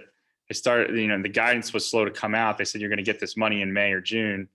And so, yeah, we will have it available, but I think we should wait until there's better certainty, and we can talk to Craig or Matt if we need to confirm, if once we have ideas of how to spend it, that those are appropriate uses. But a lot of the appropriate uses that I've read about are related to COVID incurred funds or costs, or even I think you can even donate to a nonprofit, like a local nonprofit or organization that, or even businesses that suffered. But it gets a little murky, and so I think we just want to be prudent and hold off until we have a better idea, which may not be till a lot later in the year.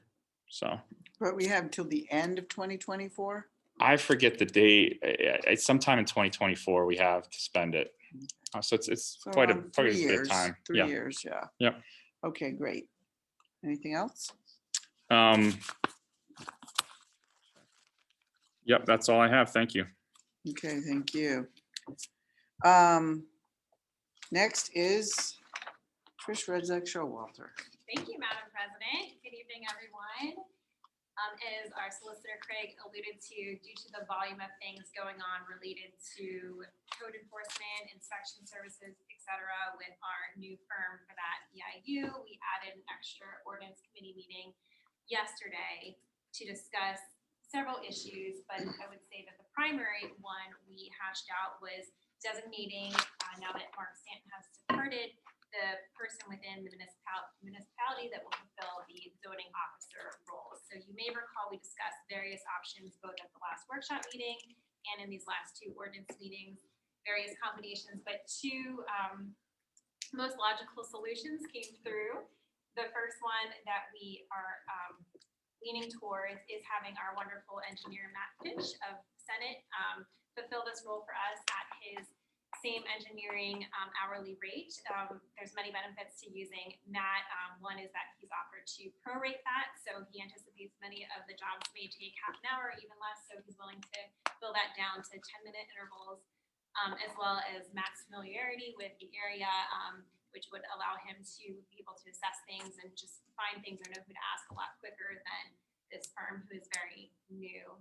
So thank you for presenting that option. Matt currently does this for Harmer Township, has a pretty seamless system that we're hoping you can work with us to develop using Google Drive, I believe, a cloud-based service to track when requests are coming in and being evaluated and completed. So we're very excited to finally have a system like that. The second option, of course, on the table is having VIU do this. They were a little taken aback and are not super excited at the prospect because they are here to primarily focus on inspection services as well as code enforcement, but they can do it. It would require revisiting the contract or re-signing the contract, but they are willing to do it. They pointed out that due to their lack of familiarity compared to someone in-house like Matt, it may take them a bit longer.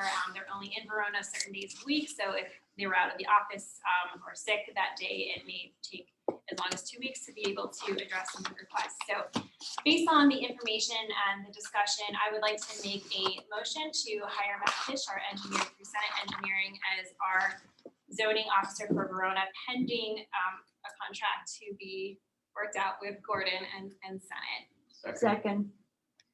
Okay. Craig, I don't think you have to make the motion to hire. Because you're already You doing just it. appoint me as the zoning officer. Would like Either to- one. Either Motion one. appoint and hire. It's Okay. fine. Appoint. Appoint. Okay, I would Okay. like to make a motion to appoint Matt Fish as Verona's zoning officer. Okay. Second. Okay, so, motion made by Trish Rozak Showalter, second by Sylvia Provenza. Any other questions or comments on this? All those, oh, Did sorry, you, go ahead. or maybe I missed it. Did you mention the rate? But No. I did not. So Matt's current rate is $125 per hour, but as I mentioned, he thinks many jobs would be less than 1 hour, so he can prorate. VIU would be $75 per application. Yeah. Most of the applications I handle in Harmer average about half an hour from start to finish.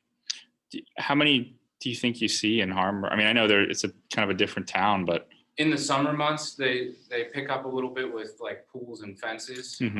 Last month, they had 8 total. This month, we're on 8 already.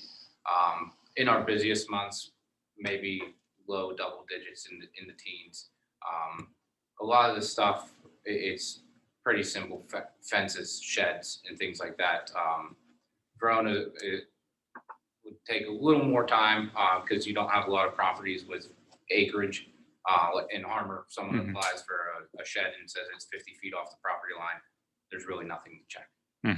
In tighter lots, there might be a quick little drive-by. I might have to visit the site just to make sure. Depending on the information, a lot of times if the application is too vague or they don't have a good enough sketch, I'll just send them a quick email or phone call saying more information is needed. But a lot of the things on the zoning side are simpler. You do get into the more complex. I think we're dealing with one on North Avenue right now of a multi-unit situation. So something like that could take a little bit longer, but usually it's about a half hour. okay. And then, yeah, with the situation on North, if there's a zoning hearing board hearing, I mean, is that as zoning officer, you'd be present for that or be available? Okay. And we can work out how we would set it up. How I have it with Harmer, I created a designated job number for zoning applications only. And then each half hour, 10 minutes, hour, I put a detailed description of what the address is and what the permit involved. That Mhm. way it's broken down. Okay. Now, will you take care of the legal advertising as well? For the For if there's hearings? like a zoning hearing board, typically that would be the solicitor, which I believe is Burkhardt. If she does it, yeah. Yeah. I've always done it in the past, but Oh, you it did? would be- Okay, it Craig's would be done it. great if she did do it. Okay. I'll look that They're up. just a delinquent tax collector for us, right? What's that? They're just the delinquent tax collector. for us. Janet Burkhart is The zoning hearing specifically board. the zoning hearing board solicitor. Oh, okay. I Yeah. got you. So Yeah. both, yeah. Yeah. Got you. Yep. I'll work with whoever. Typically, I have to provide the solicitor the denial letter with all the information Right, yeah. and what to actually advertise, and then they put in the legal terms. Mhm. Okay, any other questions about this motion? All those in favor, please say aye. Aye. Any opposed? Okay, motion passed. But before you move on, I just have one quick question for you, Matt. If someone wants to build a fence, it's replacing an old fence and it's not higher than 6 feet, do they need a zoning permit? I will have to actually check our ordinance. If it's replacing it in whole, I think so. yes. If it's just repairing in kind, Uh-huh, no. okay. Okay, So I'll have to see if our ordinance clarifies it or not. Typically, if the poles are remaining in place and you're just replacing the panels, mhm, it would not require a permit. But okay. if you're physically removing everything, Mhm. even if it's going in the same location, it Mhm. would require one. Okay, so we'll have to figure that Is out. this a test to see that? No, it's a case that And it's under 6 foot. so that Lisa and I weren't sure about. So I just wanted, since you were right here, I had to ask you. I mean, I think you passed the test. Yeah, you did great. Thank you. I do have a question, which is who would be the most appropriate person to follow up with Senate to finalize the additional job from that? I mean, like, should I call Senate or will you, or is that something? Do we have to call Senate? I mean, I really don't, it just goes on my list of things to do. I mean, Okay. it doesn't Yeah. need There's no approved formal- by Gordon or anything, so Hey, Gordon, this is what I'm doing. there's no formal contract or anything. Yeah, pretty much. Gordon's Hey, pretty Gordon, I'm upset doing that this. he's getting more work. It's just like BIU. Apparently nobody wants more work these days. Yeah. Yeah, there's, I mean, being that we already work for the borough, there's really no contract or anything needed. Great. Thank you, Matt at L. My second and final item is we have a new BIU representative. As everyone knows, we were off to a bit of a rocky start with our first representative, Matt A. However, we have now a team of representatives from BIU. You will most likely see Ken Keeley. He was here meeting with Craig, possibly Nancy and others this morning. I believe he's back on Thursday. He will be primarily focusing on a lot of our code-related issues. We also have at least 2 others, I believe Joe and Chris, who will be here specifically to focus on the inspection-related services. So once I have the latest contact information for our team, I will forward it to all of you as well as to Dave to put on the website. If there are no questions or comments, that's all I have for tonight. Thank you. Oh, wonderful. Thank you so much. Okay, next up is Mr. Sečovic. There's been nothing brought to me from the fire, from the police, or anything that needs to be discussed. Okay, great. The chief took care of the issues down there and the mayor and nothing's been brought to me. Okay. All right, thanks. Next is Mrs. Loalbo. Thank you. We had our rec board meeting, Parks and Rec board meeting on last Tuesday, June 1st. It was on a Zoom meeting. And one of the things that were discussed was that we like to bring up too. I'll bring up first is the parking on Arch Street that we discussed. Being that there are some issues with parking down by the Riverbank Park with the pickleball courts, there was a little discussion that the fence, there's like a little portion next to where the old salt shed was that could be used maybe for 3 parking spots if possible, but there are no parking signs placed there. It's not a gate or an entranceway, but it was suggested that maybe that could become some parking. I know Trish had sent out to everybody the pictures. I don't know if you had a chance to look at it. Oh, sure. Yeah, Dave can, whoa. Scared me. Sorry. Yeah, he's gonna share it on the screen. You need some blessing. I need some what? A Blessing. Thank you. Lots of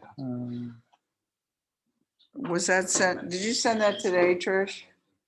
Yeah. I have it here.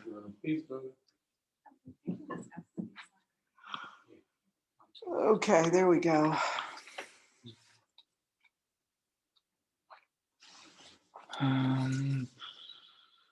You wanna go?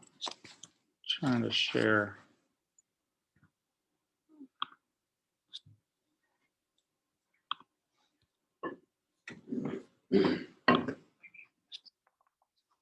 Okay.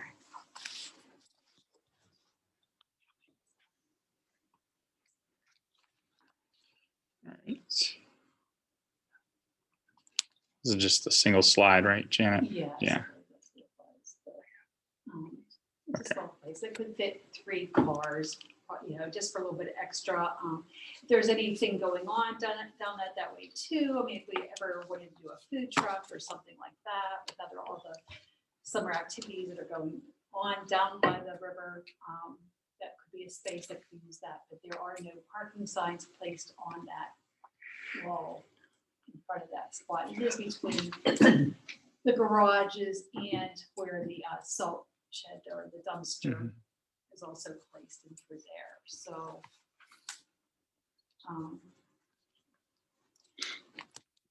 Do we know why the no parking signs are there? Is there a fire lane needed there, Ray, for that building or I anything? don't think so. I think that sign's been there forever, just because that's on the side of the building. That's the man door. And So Arch Street is going this way. Yeah. that, Yeah, there's a man right door there, there's right a about. man door right Yeah. there. Yeah. And that's the access we use to get in there for our boats and access for our boats. And that used to be the only garage we had for the Public Works Right, Department. right. Okay. And back then, a lot of the boaters and what have you, they would park everywhere, including there. So there is a sign back on the back fence, like right there, Dave. Dave. Yeah. I don't know if there's any other signs, but I know there's a sign there, no parking. And like I told Trish last night on the phone, I don't have a problem with it as the fire chief, as long as they don't block the door, the garage door, because we can get into the man door and open the garage door if we have to get our trailers out or our boat or anything out of there. Once the boat's in the river in the summer, generally, nothing's, and if a storm comes in and we need to get in there, there's not gonna be pickleballers down there. You know what I mean? Even if they did, you wouldn't think, even if they did park there, they'd probably be gone by the time the emergency arises where we need to get in there. So as far as parking the 2 spots and the 3rd spot there, I don't have a problem with making that a parking spot for them. AJ and the guys don't use those. They don't use this door over on over on our side. Yeah. They have another door on the front of the The building. front, is it right in between? No, Or is it on it's over on that. over end, here? yes. Okay. And that's the door that they use to go in. Yeah. See, 'cause there's a wall, we built a wall in there. A Yeah. wooden wall that separates the fire side from the borough side. Okay. So like, we can't get into their side, they can't get into our side. Okay.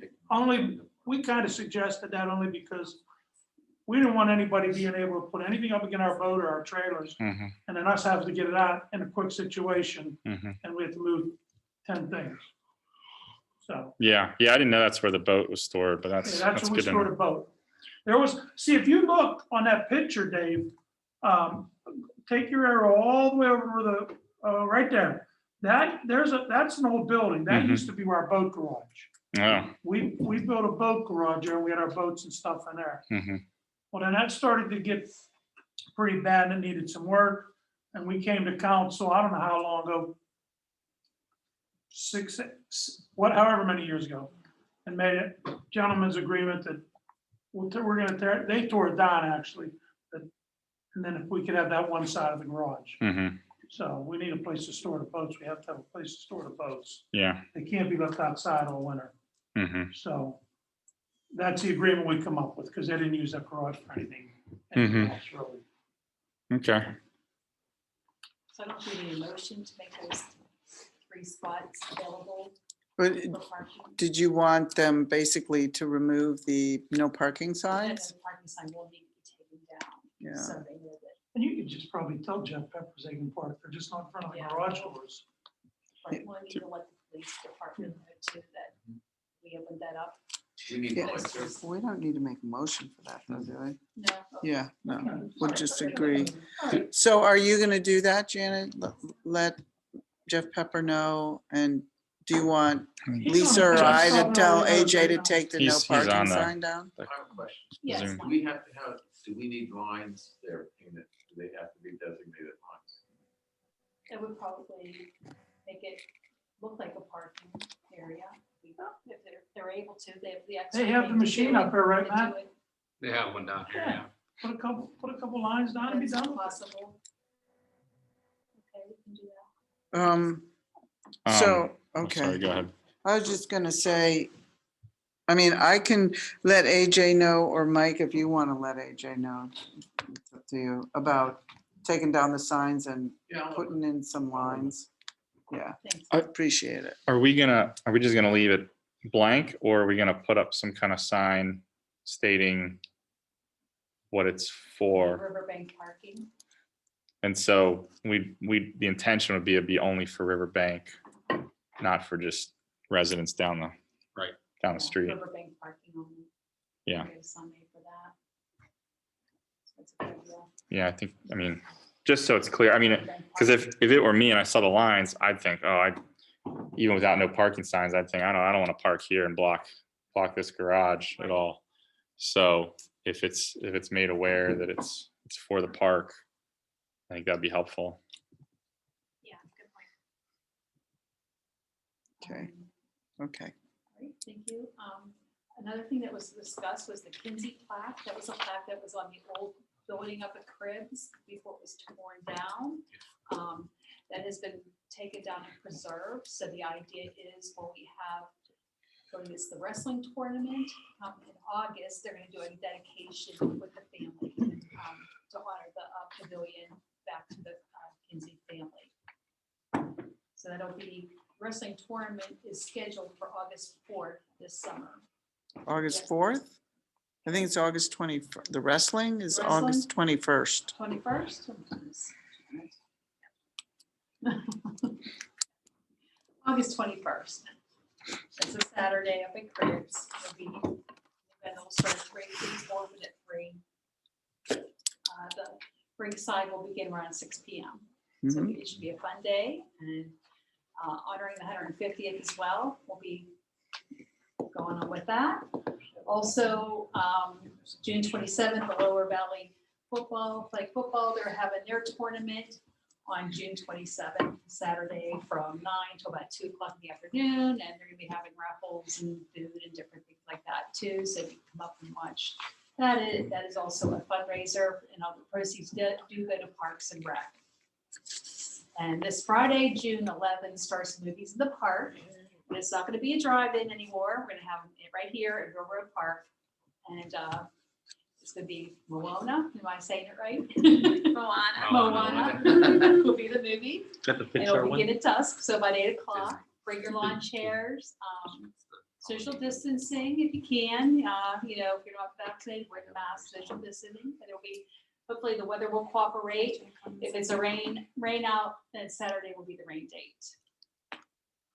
And I do have one thing that's not on my report here. There is a resident who wants to rent Railroad Park on July 24th for a graduation party. They are requesting if they could use the municipal parking lot right out here. I guess they have like the older family members that'll be easier for them to park. So it says municipal parking only, but they are requesting that they can use the municipal lot that day for parking. This is the one that they're using the event center, but also want room at the park, or is this something This else? is another one. Oh, okay. So if that's okay with everybody, if they could use the parking on that, it's a Saturday for parking for their graduation party. Do we know of any other events? Excuse me. Do we know of any other events that day? What was So it the was date again? July. It's July 24th. I don't have a time yet. It'll be in the afternoon, I'm sure. They just want to use this lot here? Is Yeah, that- they're renting the park here. Mhm. So for the graduation party, and asked if they could use that parking, like for the senior citizens, that would be easier for them to get, access to the park. So I told them there's a lot of street parking, there's Yeah. parking, all around, but they did request that as well. So I said, I would bring it up to make sure it's okay with Yeah, would we need to rope it off or something or for that? Put up a sign that says reserve parking sign or for, something like that, we can do that, but we can let the police officers know as Yeah. well, that on duty that day. You mean this little parking lot right here? Yeah, Oh, okay, I thought you meant the yeah, other one. no, right here. What day was that, Janet? It's the 24th of July. Something I think we could probably do going forward is maybe set up, and I'll have to look into how to do this, since we have the Google business workspace, for our emails and everything. There are ways to set up not only like an internal page that we as council and mayor could use. We could set up stuff to share with Matt or with Craig, but we could also, I think, set up a calendar where we could put things like that on there that, we all could reference so that we're boxing that out for that time. And then it would be updated whenever there is a borough, whether it's a park reservation or something like this. I mean, they're reserving the park in addition to that, but that's something I think we could look at to help. That way in the future, we can look at it pretty quickly and see whether there's a conflict, at least a conflict if, someone wants to book Cribs, for instance, Right. we'd see right away, oh, Cribs is already booked that day, from this time to this time. So, And we tie that to this, like, community group calendar. well, yeah, and the community group's putting together an overall events calendar. This would be, and I think we could maybe integrate or at least share calendars, but I'm thinking of at least a specific for, borough use so that internal, staff, whether it's Lisa or future staff to reference. So if someone calls, hey, is this available? Right. We can look at it.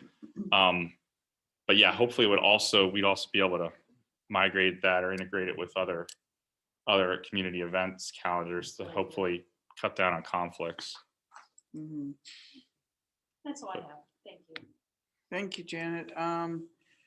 Last but not least is Mrs. Provenza. Thank you, Madam President, and good evening, everyone. We'll start with newsletter. We have gone to the printer, so anything that was with this issue is gone. So we're now taking articles and ads for our autumn edition.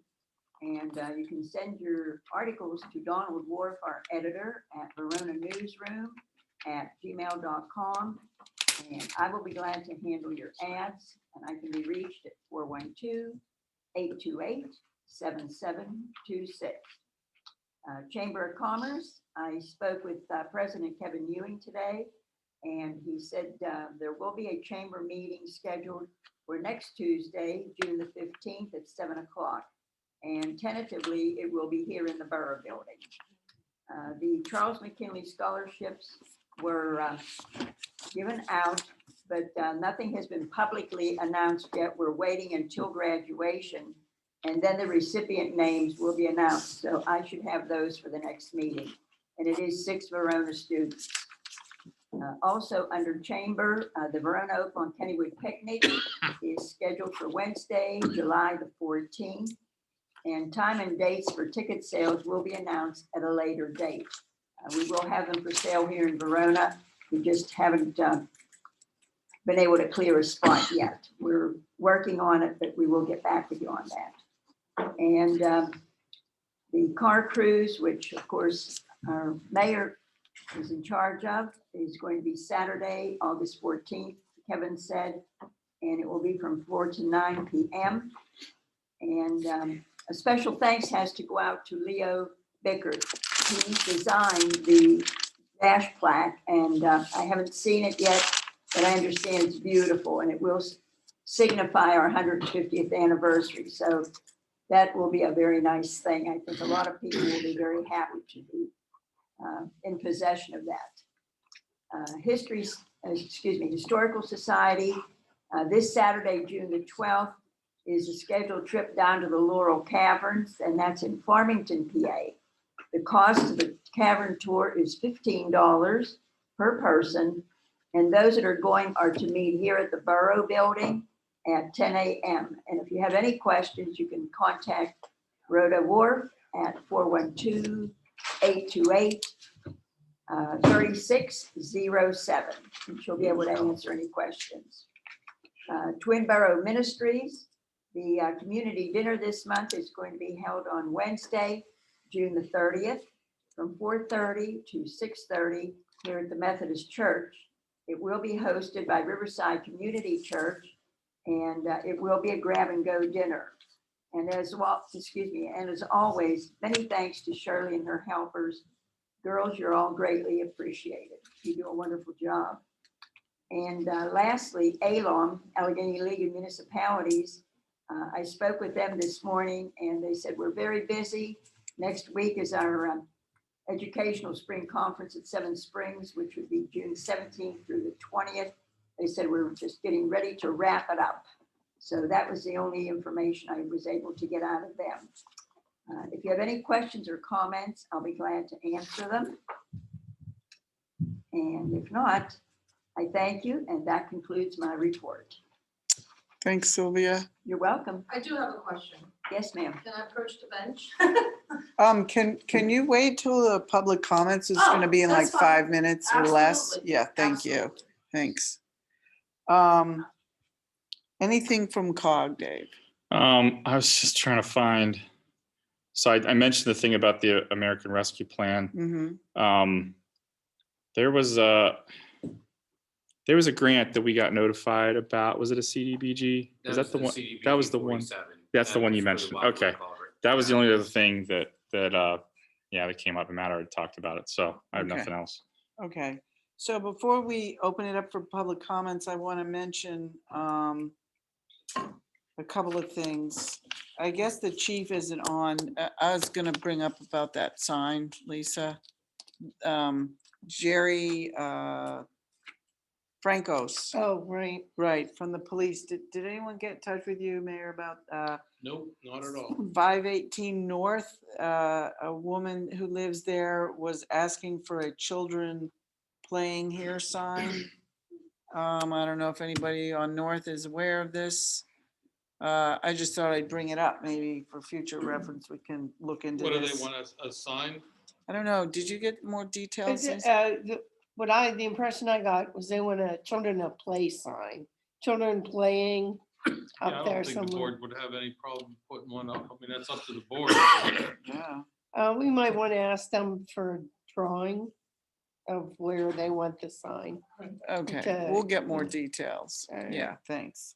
I just wanted to mention to those of you left here in the chamber, as well as anybody online, that I believe the car cruise will be the next time that the street is going to be closed. But you guys, the car cruise has been happening for 25 years, so you realize that it's going to be closed. So I think that, yeah, and I think that the event center is aware and might have. I did contact her. Might have moved something because of that. And the other thing for everyone to know is that the Garden Club is having a garden tour on June 26th. It's I believe that's a Saturday. Yes, Saturday, June 26th from 10 a.m. to 2 p.m. They don't have all the details put together yet, but anybody who is interested in being part of the tour to have people come and visit your yard. I would say get in touch with Angela Acapinti at this point. And I don't have her email address memorized at this point, but if you don't have it, just get in touch with me and I'll give you her email address. I have it if you want, or you want to just call. Yeah, just, I think it's something like Angela661@verizon.net. Okay. And, but otherwise, I'm not quite sure what the details are for just going around and touring all of the gardens. I'd like to But, get on the tour this year. okay, okay. So we'll have more details about that. I just wanted people to, save the time, June 26th, Saturday. Nancy, before you go to the audience, I have one more. Okay, go ahead. I'm done. I did forget, I got two things real quick. There is a graduation parade. Sylvia. This Thursday, I got a phone call from the principal.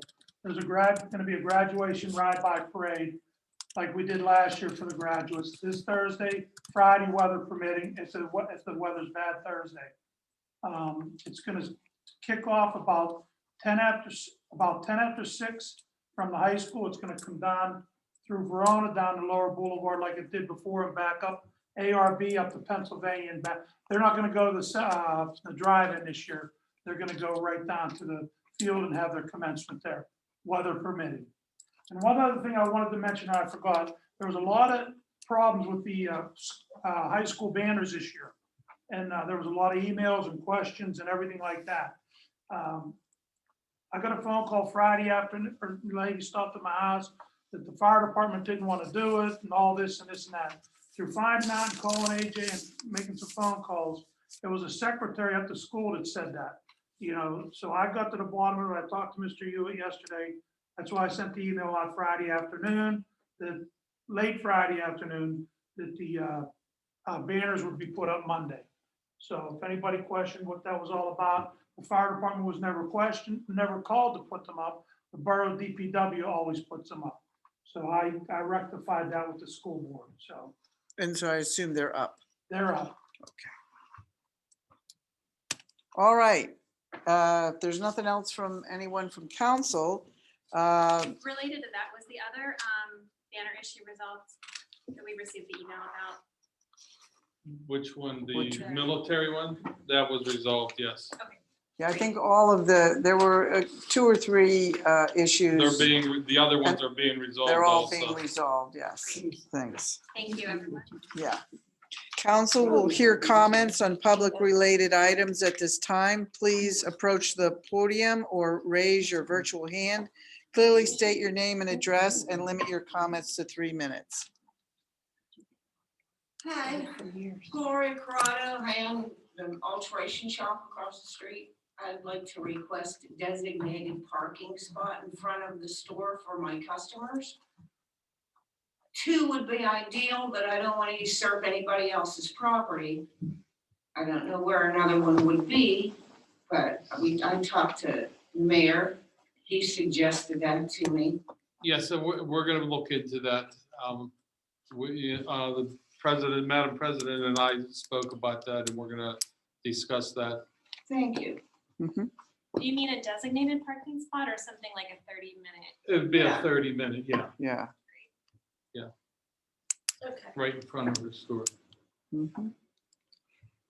Any other, is there anybody raising their hand on? Yeah, there's a bunch, but we can. Did you want to say something else, Sherry? Go ahead. Yeah, when I. Can so you I please did- restate your name and Yeah, address? my name is Sherry Kai. I'm the owner of the Hula Bar. So on the newsletter, talking to a few of the businesses in the area, and they feel like the business have been here for years, has not been approached by the newsletter to feature them. And after the pandemic, I think it's good to feature all the businesses in the newsletter, because all small business has suffered greatly in this past year and a half. It's only fair if especially retail business, and it's only fair if some of the businesses being featured in the newsletter. So we don't know how to get that message out. If I can get in touch with you, and we can get a message out to all the small business up and down the boulevard on East Railroad, that would be very helpful. What we're doing now, Terry, is as the new businesses come in, we have been featuring them because they're brand spanking new. That's what we've been doing now. Well, when we came in, new business gets a lot of customer because it's new. But at the same time, the old business also needs help. And I have to address the food truck issue. I am the only food service bar and restaurant in Verona now. We have a full menu. We're fully licensed with liquor. Food truck takes business away from us. And in many boroughs, before they let food truck into the borough, they pass ordinances, they consult the business, brick and mortar business in the area.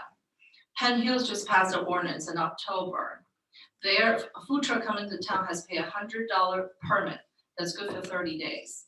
They have to maintain a certain distance away from a brick and mortar restaurant. So I think those needs to be considered because we have been here, we have an investor here. They come in, they make money, they drive away. And we're the taxpayers here. I think that I really need the board to consider that. I would do more research on that with my attorney, and then we will present it to the board. And I will discuss the other with my committee. Yeah, the people that's been here for 100 years, 40 years, 20 years feel left out, basically. Well, I will certainly bring that up to committee. Thank you. Okay. Okay, who do we have on the list here? Thanks, Sherry and Gloria. We have Jessica Verone was first. Hi, everyone. This is Jessica Verone, 722 Bruno Street. Can you all hear me? Yep.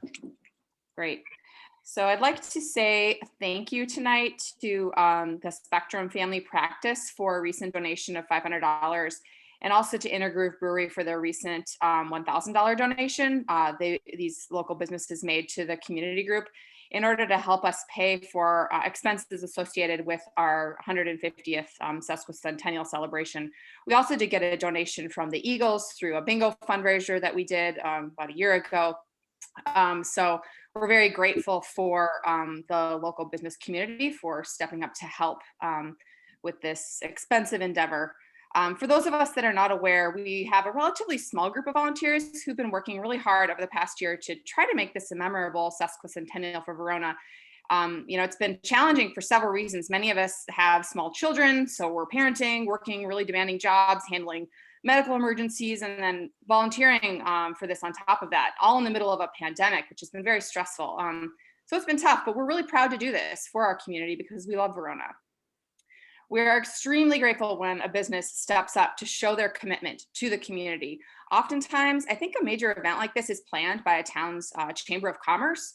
So in this situation, the community group has picked up the ball in order to make sure we have a celebration. If there are other businesses in town that would like to support the event through their time, their talents, or a donation, doesn't have to be money, there are lots of ways that a business could contribute. We would welcome that. So far, there hasn't been, a lot aside from those several businesses that I've talked about. So I understand there's been some frustration about not knowing when events are happening. The community group, as part of our mission, wants to help with the communication in the community. We have started a website and we have an email group and we've got social media going on, all in an effort to try to help people know what's going on. We pulled together a community calendar. We sent that out via our email list the past week. It's also available on our website. We didn't have a lot of that updated recently because so many events were kind of in flux with the pandemic, but now stuff is ramping up again. So we're trying to get better at that. So we do our best as a small group of volunteers to help improve that communication in Verona. So I did attend the Intergroove event on Saturday, and it was really well attended by many community members. So I can say with confidence that it was a benefit to the community. I saw so many neighbors there. We laughed, we ate good food, we had a beer or two, and then we enjoyed an afternoon right here in Verona rather than spending our money outside of the borough. It also brought a lot of new people into Verona. We personally brought about 7 new people into the town for the event, and those new people may not have even known about the other businesses. In fact, I know some of them commented, "Oh, what's that?" I think events like that are a wonderful way to showcase our business district and show them, oh, there's the Hula Bar, there's Gloria's, there's Mechanic, there's all the other wonderful businesses that we have in our community. And, I hope that, we can work together to promote each other and not drag each other down. When I walked by Hula, I saw that there were quite a few people there enjoying themselves. So I was surprised to hear that your business wasn't good, because there were a lot of people out in the street and inside.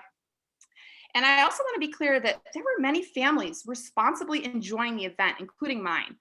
I don't want to be publicly shamed for bringing my toddler to enjoy an event with other families. This kind of judgment is not helpful, and it's certainly not the way to gain new business. It left a very bad taste in my mouth. So in the future, I really hope our business district and our chamber can work together to promote a healthy and thriving business district. It's welcoming for all of our community members. I felt very welcome at the event on Saturday, but I did not feel welcome by some of the comments that were made here at tonight's meeting. Thank you. Hey, I need to respond to that. No, Sherry. It's a public comment. Oh, okay, He's running. sorry. Can I respond to that later? That's up to the president. Okay, thank you. I'm sorry. After the public, I need to respond to that. Kathy Maddox is next. Hello, can you hear me? Yes. It's actually Kathy and Luke at 234 Penn Street. I want to circle back to the cat situation on ARB. This is an issue that is near and dear to Luke and my heart. We dealt with our own situation about 15 years ago down here, where we worked closely with Mary Ann, one of the speakers tonight. I've recently gotten to know Kelly Rodriguez quite well. I was at her nonprofit yesterday, and the work she does is amazing. She has 3 litters of kittens there now. 2 of them are from the property we're discussing on ARB. And it's really unfortunate when I understand that they've been trying to help him for 5 years and the cooperation isn't always there. And it's really hit or miss. And I know that there will be follow-up, because I do appreciate that you guys appreciate that this is a serious thing at this point. One unfixed female cat can have 180 kittens in her lifetime, and those kittens as well have kittens. Just take a step back and think about if these rescuers weren't doing what they were doing, and all these cats were running wild and going unfixed and contracting diseases. We really need to support these people very, very strongly. They are doing great things on their own time as volunteers, often with a lot of out-of-pocket expenses. So I really, truly hope it is taken seriously, that these people get support. I didn't really feel like there was a firm commitment other than Kelly should anticipate a call soon. I know in the ordinance I saw recently, or I was reviewing a little bit tonight, that there is a $100 to $1,000 daily fine that can be assessed. I know that the lovely women that are helping in this endeavor personally don't really want to see that happen. But if he does not cooperate, what is the timeline on implementing that? I don't really know how to answer that right now tonight. I think we have to talk more about it and figure something out. There's no question that something needs to be figured out. That I'm very clear about. I just don't know in this moment exactly how to answer your question. No, and that's fine. I just, it's really sad to me to know that cats are being taken out there by the dozens every year for years and years now. I mean, that really breaks my heart as a person who is a huge cat lover and an animal advocate. So please let's keep this really, really high on the radar. Absolutely. Thank you. Kathy, do you know if there's a way to get involved if you can't actually trap? Is there a way that you can make donations to the cause? Well, and that's another thing, I don't know. I know I've personally have donated to 412 Animal Rescue. She has a Venmo, but she really is in need of people who will maybe foster cats, 1 or 2 at a time even, or a particular litter. And she also just needs people who will come to her rescue and help integrate, cats down and get them or more feral cats, making them a little bit more friendly, not like crazy wild cats, but just personalizing, or I don't know the word I'm looking for, making cats more used to human interaction to make them more adoptable. So if anybody knows anything about that, you can reach out to 412 Animal Rescue. And I have talked to Kelly, and she is open to anybody who wants to come to her rescue to see the work she does there personally on North Avenue. Great, okay, thank you so much. Did you have something? Outside of that comment, I just also want to thank or say that I had a great time at the Intergroup Brewing 2nd anniversary. They're great neighbors. I think there's an opportunity for the business district to communicate ahead of time, and that other businesses could, capitalize on what other businesses are doing. I think it could be a win-win for all. So, and I personally frequent Gloria's, and we went to Hula Bar as well on Saturday. So maybe just if the communication can be opened up a little bit more, everybody, no one will feel shortchanged or favored, and it could benefit all businesses. That's it. Thank you. Thanks, Kathy. Who's next? Laura's iPhone.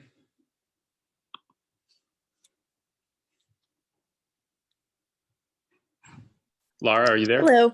Yes. Hey, it's Laura Jacko. Sorry, I wasn't. This is the new hybrid way, so that's great. This is Laura Jacko from 437 North Ave. I just wanted to say that I wanted to thank the Garden Club, first of all, for putting on an amazing event.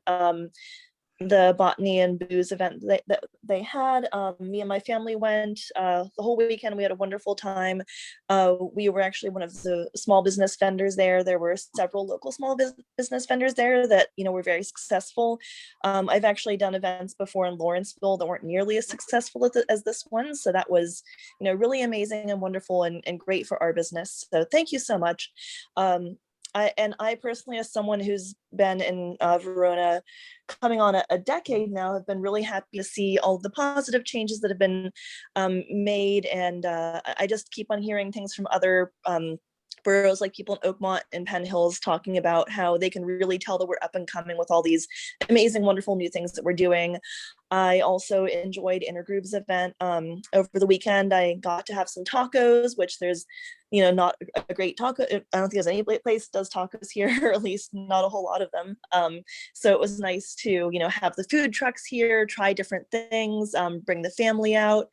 And I just really enjoy it, and it's really enhancing my life as a citizen here in Verona. So, thanks to everybody who puts in the hard work for, making fun things for families to do. And I just like to say, keep it up to everybody. And I hope that, more people can look at the positives of things and the way that it enhances our community. Thanks so much. Thanks, Laura.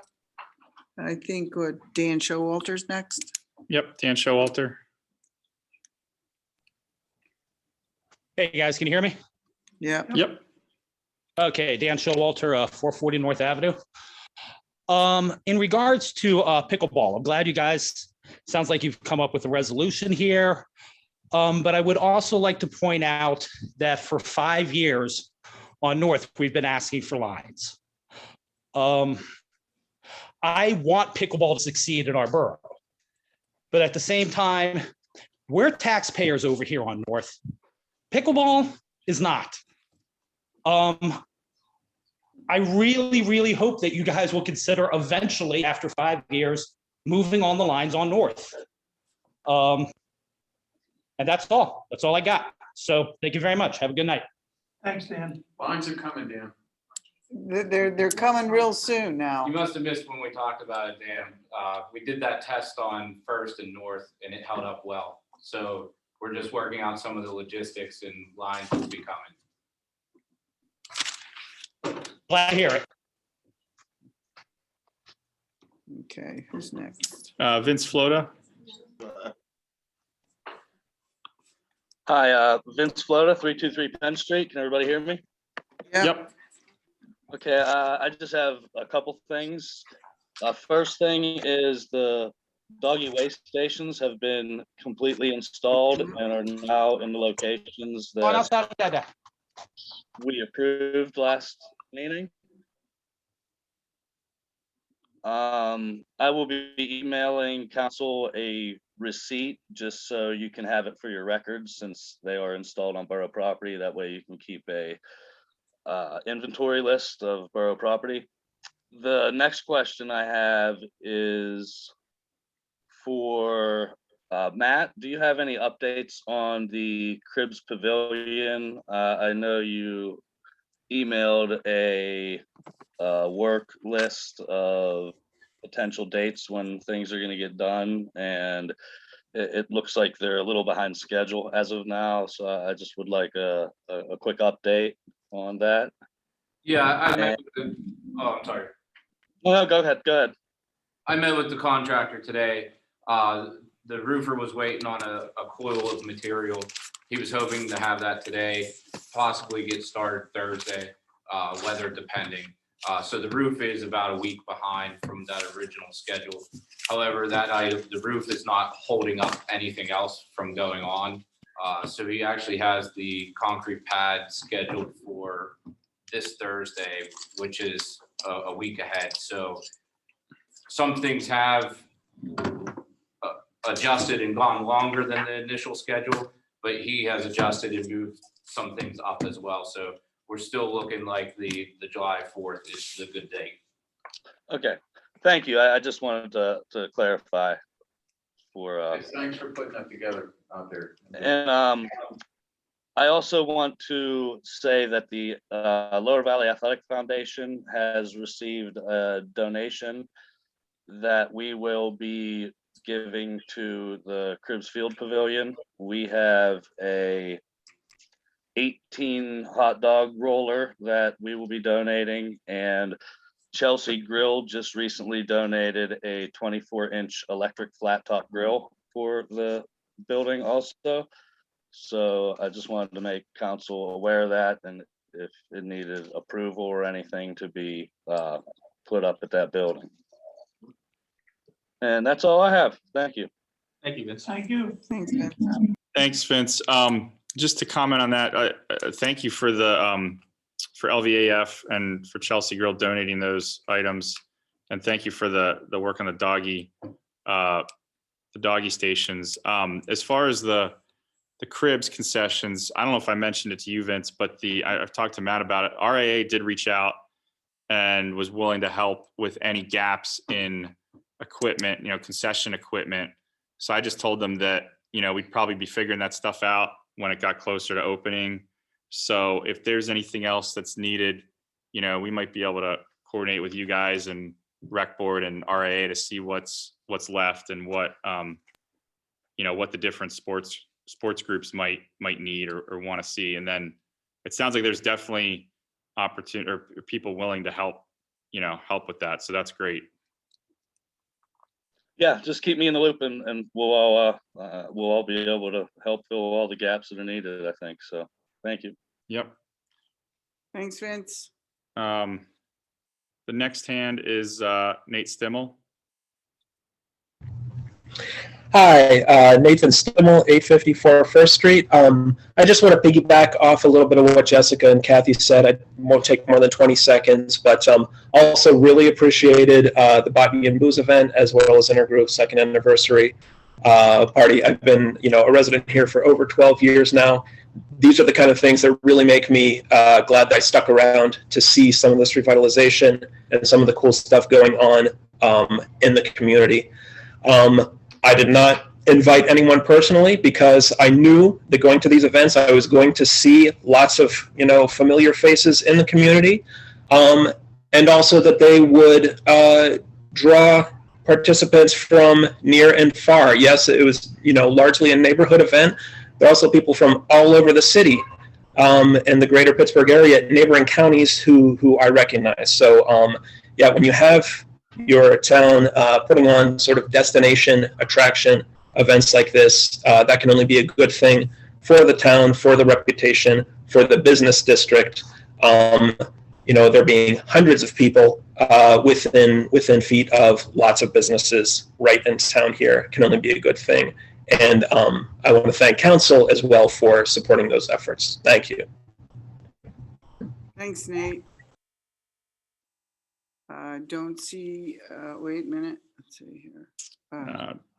Jennifer, Jen Marasco. can you put her up?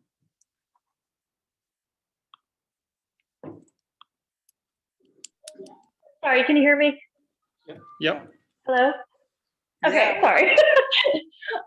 This is Jen Marasco, 455 North Avenue, presently at Children's Hospital though.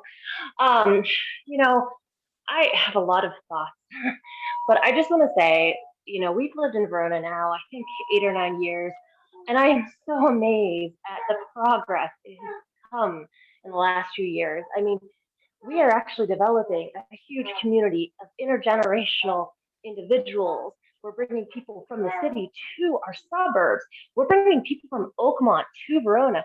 We have people in Oakmont who are jealous of the development in Verona. That says something so amazing. And us as a town, old, new, businesses, residents, we should be proud of all of these successes and be finding ways to partner together, because that is how local communities like this thrive. We partner with each other, we communicate. The borough has been going through a lot of struggles the last 8 months to a year. So there has been some miscommunication, and that is unfortunate. And that might have played into some of these frustrations by some of the local businesses. But we've also been in a pandemic, so everyone is just out of their minds lately. So I think we need to give each other some grace and really try to find ways to communicate with one another, to support businesses, to support each other, and not tear other people down and other businesses. Everyone is just trying to put food on the table for their family. We're not here to take from anyone else. So we need to stop pointing the finger and stop trying to be so aggressive. I mean, it's been a tough year for everyone.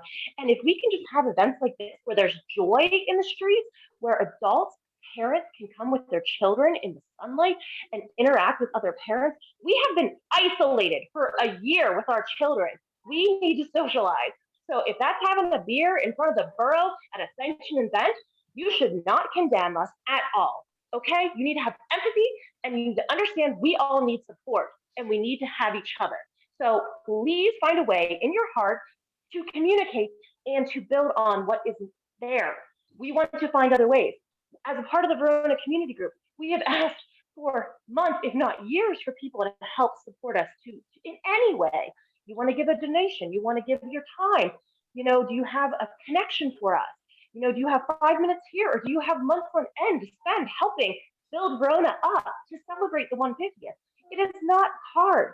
We should not have to, you know, try to reach everyone else. If you want to participate and be a part of the community, come to us as well. Sorry, I just have had a very long week. I'm in the hospital with my daughter. I have spent hours doing stuff for Verona Community Group and Verona while here in the hospital, okay? And it's for the betterment of my family, for the town, for our future.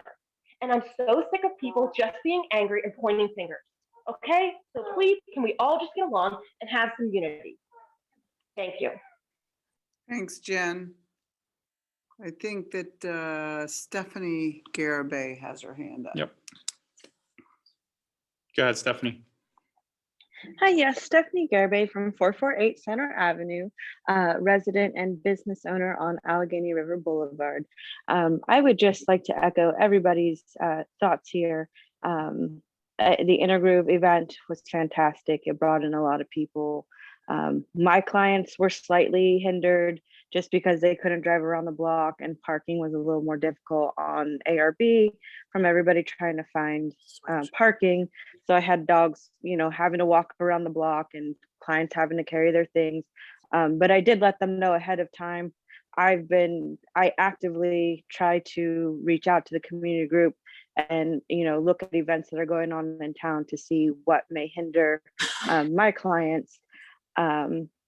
So, you know, I think it also takes a little proactiveness from us residents and business owners to see what's going on in the community and to put our foot out there and say, hey, what can we help with? What is something that is going on that may affect me and my business? So, you know, just some proactiveness, some communication from both sides. It's not just one side or the other. I'm pretty sure that all of us business owners in town who aren't new know where to go to for information. You see the farmers market, you see the people who are involved.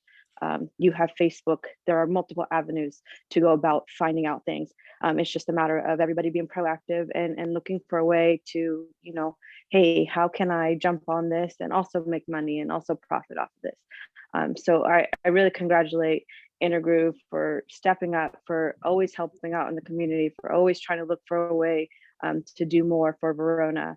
And I think that's all we all ask for and look to do. So I really appreciate them. I appreciate the Botany and Booze event. That was really fun. It supported our Verona Garden Club that beautifies our town, puts those hanging baskets up. So, you know, there's just, out of all the negativity that came out today, I did want to support the positive and bring out the light in these situations. So thank you, everybody. Thank you, council. Thank you. Thanks, Stephanie.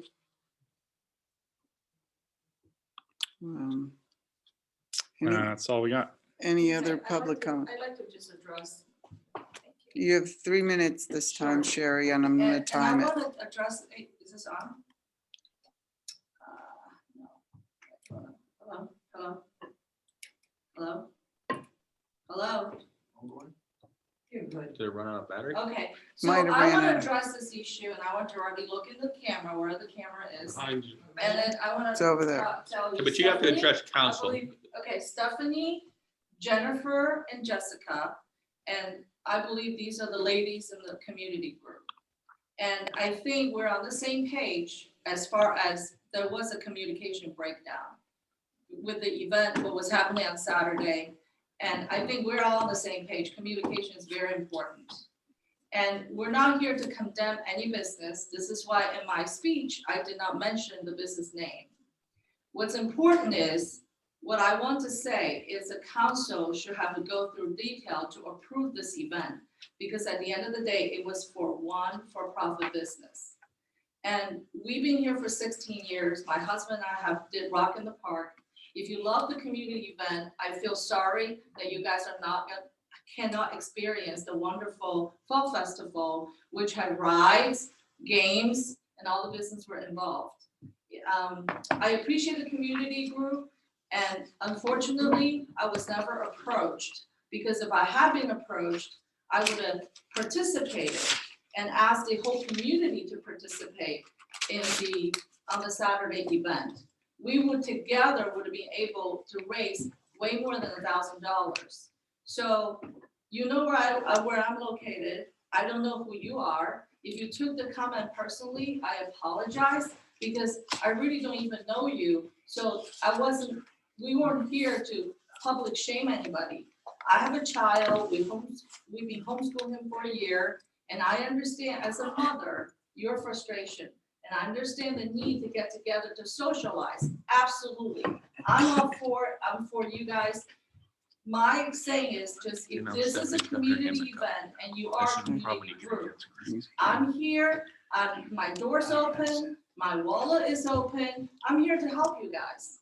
I'm an event planner. If you're planning any event, please include me. And I was going to ask why we were excluded. We weren't being asked. I don't even know if there was a community group, be honest with you. And I would fault myself for not being a little bit more proactive, but without knowing there's a community group, I wouldn't know what to do. So my number, I can leave my number or email my number to President Carpenter. And if there's any other way I can reach you guys, I would love to. Thank you. Okay, Stephanie has her hand up again. I mean, you know. All right, we're gonna take one more comment on this particular issue, unless we just can't go on all night back and forth. Here's the thing, the borough gives 2 periods of public comment, one at the beginning of the meeting and one at the end of the meeting, and they do their best to let everybody speak, even though there's a 3-minute rule. We hardly ever impose that. We let you get your views out. Everybody had the opportunity to speak 2 times today. And then when you come back to the podium and open up debate again, then it opens up the floodgates and then everybody else wants to respond. So we really need to maintain the one-time comment at the beginning of the period and the one-time comment at the end of the period, so that everybody has the opportunity to speak on what they want to speak, and we can orderly run the meeting and conclude the meeting. I do think that we should take the one comment though. Yeah. Just in fairness tonight. Right. For Stephanie has her hand up. Yeah. And then and on this topic, that will be it. And then unless someone has a comment on something different that they forgot. Somebody new. So, yeah, go ahead, Stephanie. Thank you, Sherry. I just want to clarify that the Verona Community Group was not involved with either the intergroup event or the Botany and Booze event. They came to us and said, this is the event that we're having, and as our responsibility of the community group, we just share that information. We did not have any involvement in that. Intergroup did donate $1,000 to us, but that was a separate event that happened in May.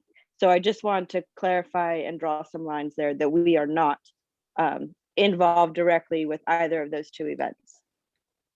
Thank you. Okay. All right. So I think we're done now. Thank you, Stephanie. I think we're done with public comment now. And I will take a motion to adjourn. I'll make a motion. Sylvia. Second. And second by Dave Matlin. Any questions or concerns about adjourning? All those in favor, please say aye. Aye. No. All those opposed? You don't vote. Okay. Thank you, everybody. I just think this setup is